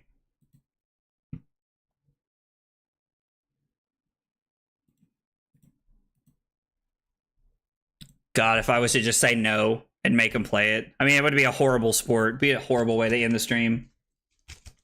So I guess they're literally just saying that they're going to have go again, like a bajillion go again pings off of Arc Lightning Flicker Wisp combo at the end of the game. Is their plan? Because the cash out, is it still here? Can I still see it?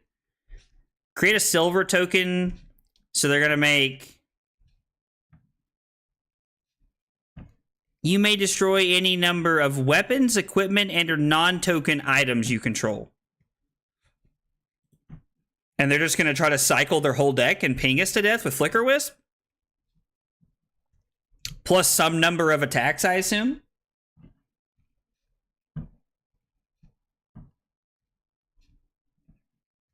I mean, I understand what they're going for, but like, I don't know. What, like, curious to see how it pans out. Because clearly, like, they're trying to accomplish this. Okay, here we go. Let's go. Oh, they get to destroy equipment too? Interesting. 1, 2, 3, 4, 5. This is going to be fun. Assembling Exodia. Man, if we lose the game this way, this could be fun. 12 silvers. And they pass.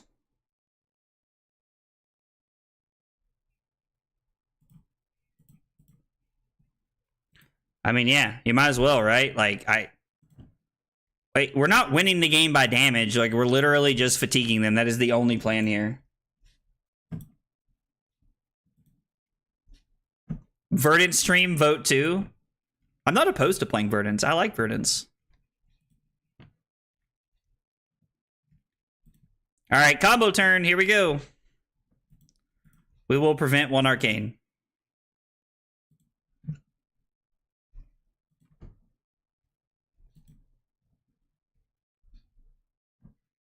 Flicker Wisp, Fuse.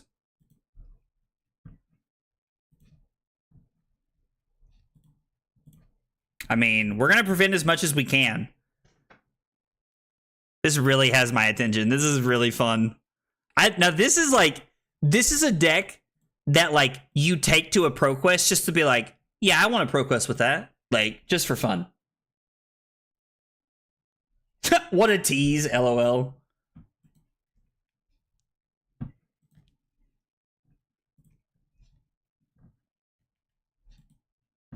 Uh-oh.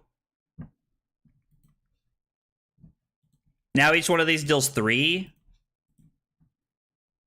Or no, there's just multiple pings, I guess. So now there's double arc lightning triggers. All right.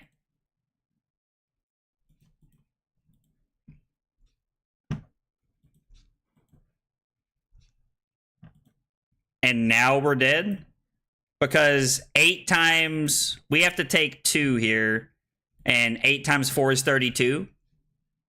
Which means if it's all blues, we're dead.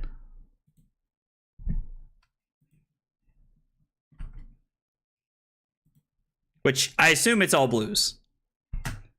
I assume it's set up this way intentionally.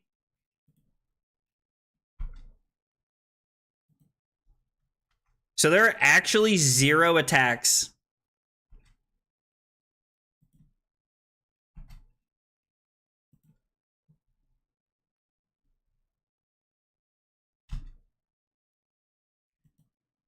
now we're like Omega did.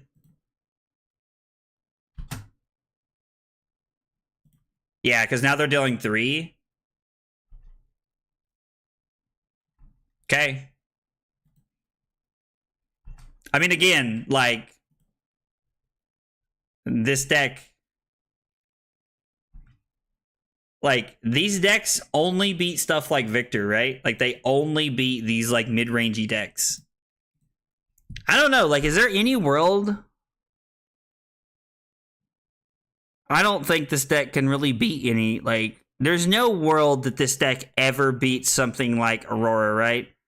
Aurora probably just runs this deck over, if I had to guess. Was an interesting game.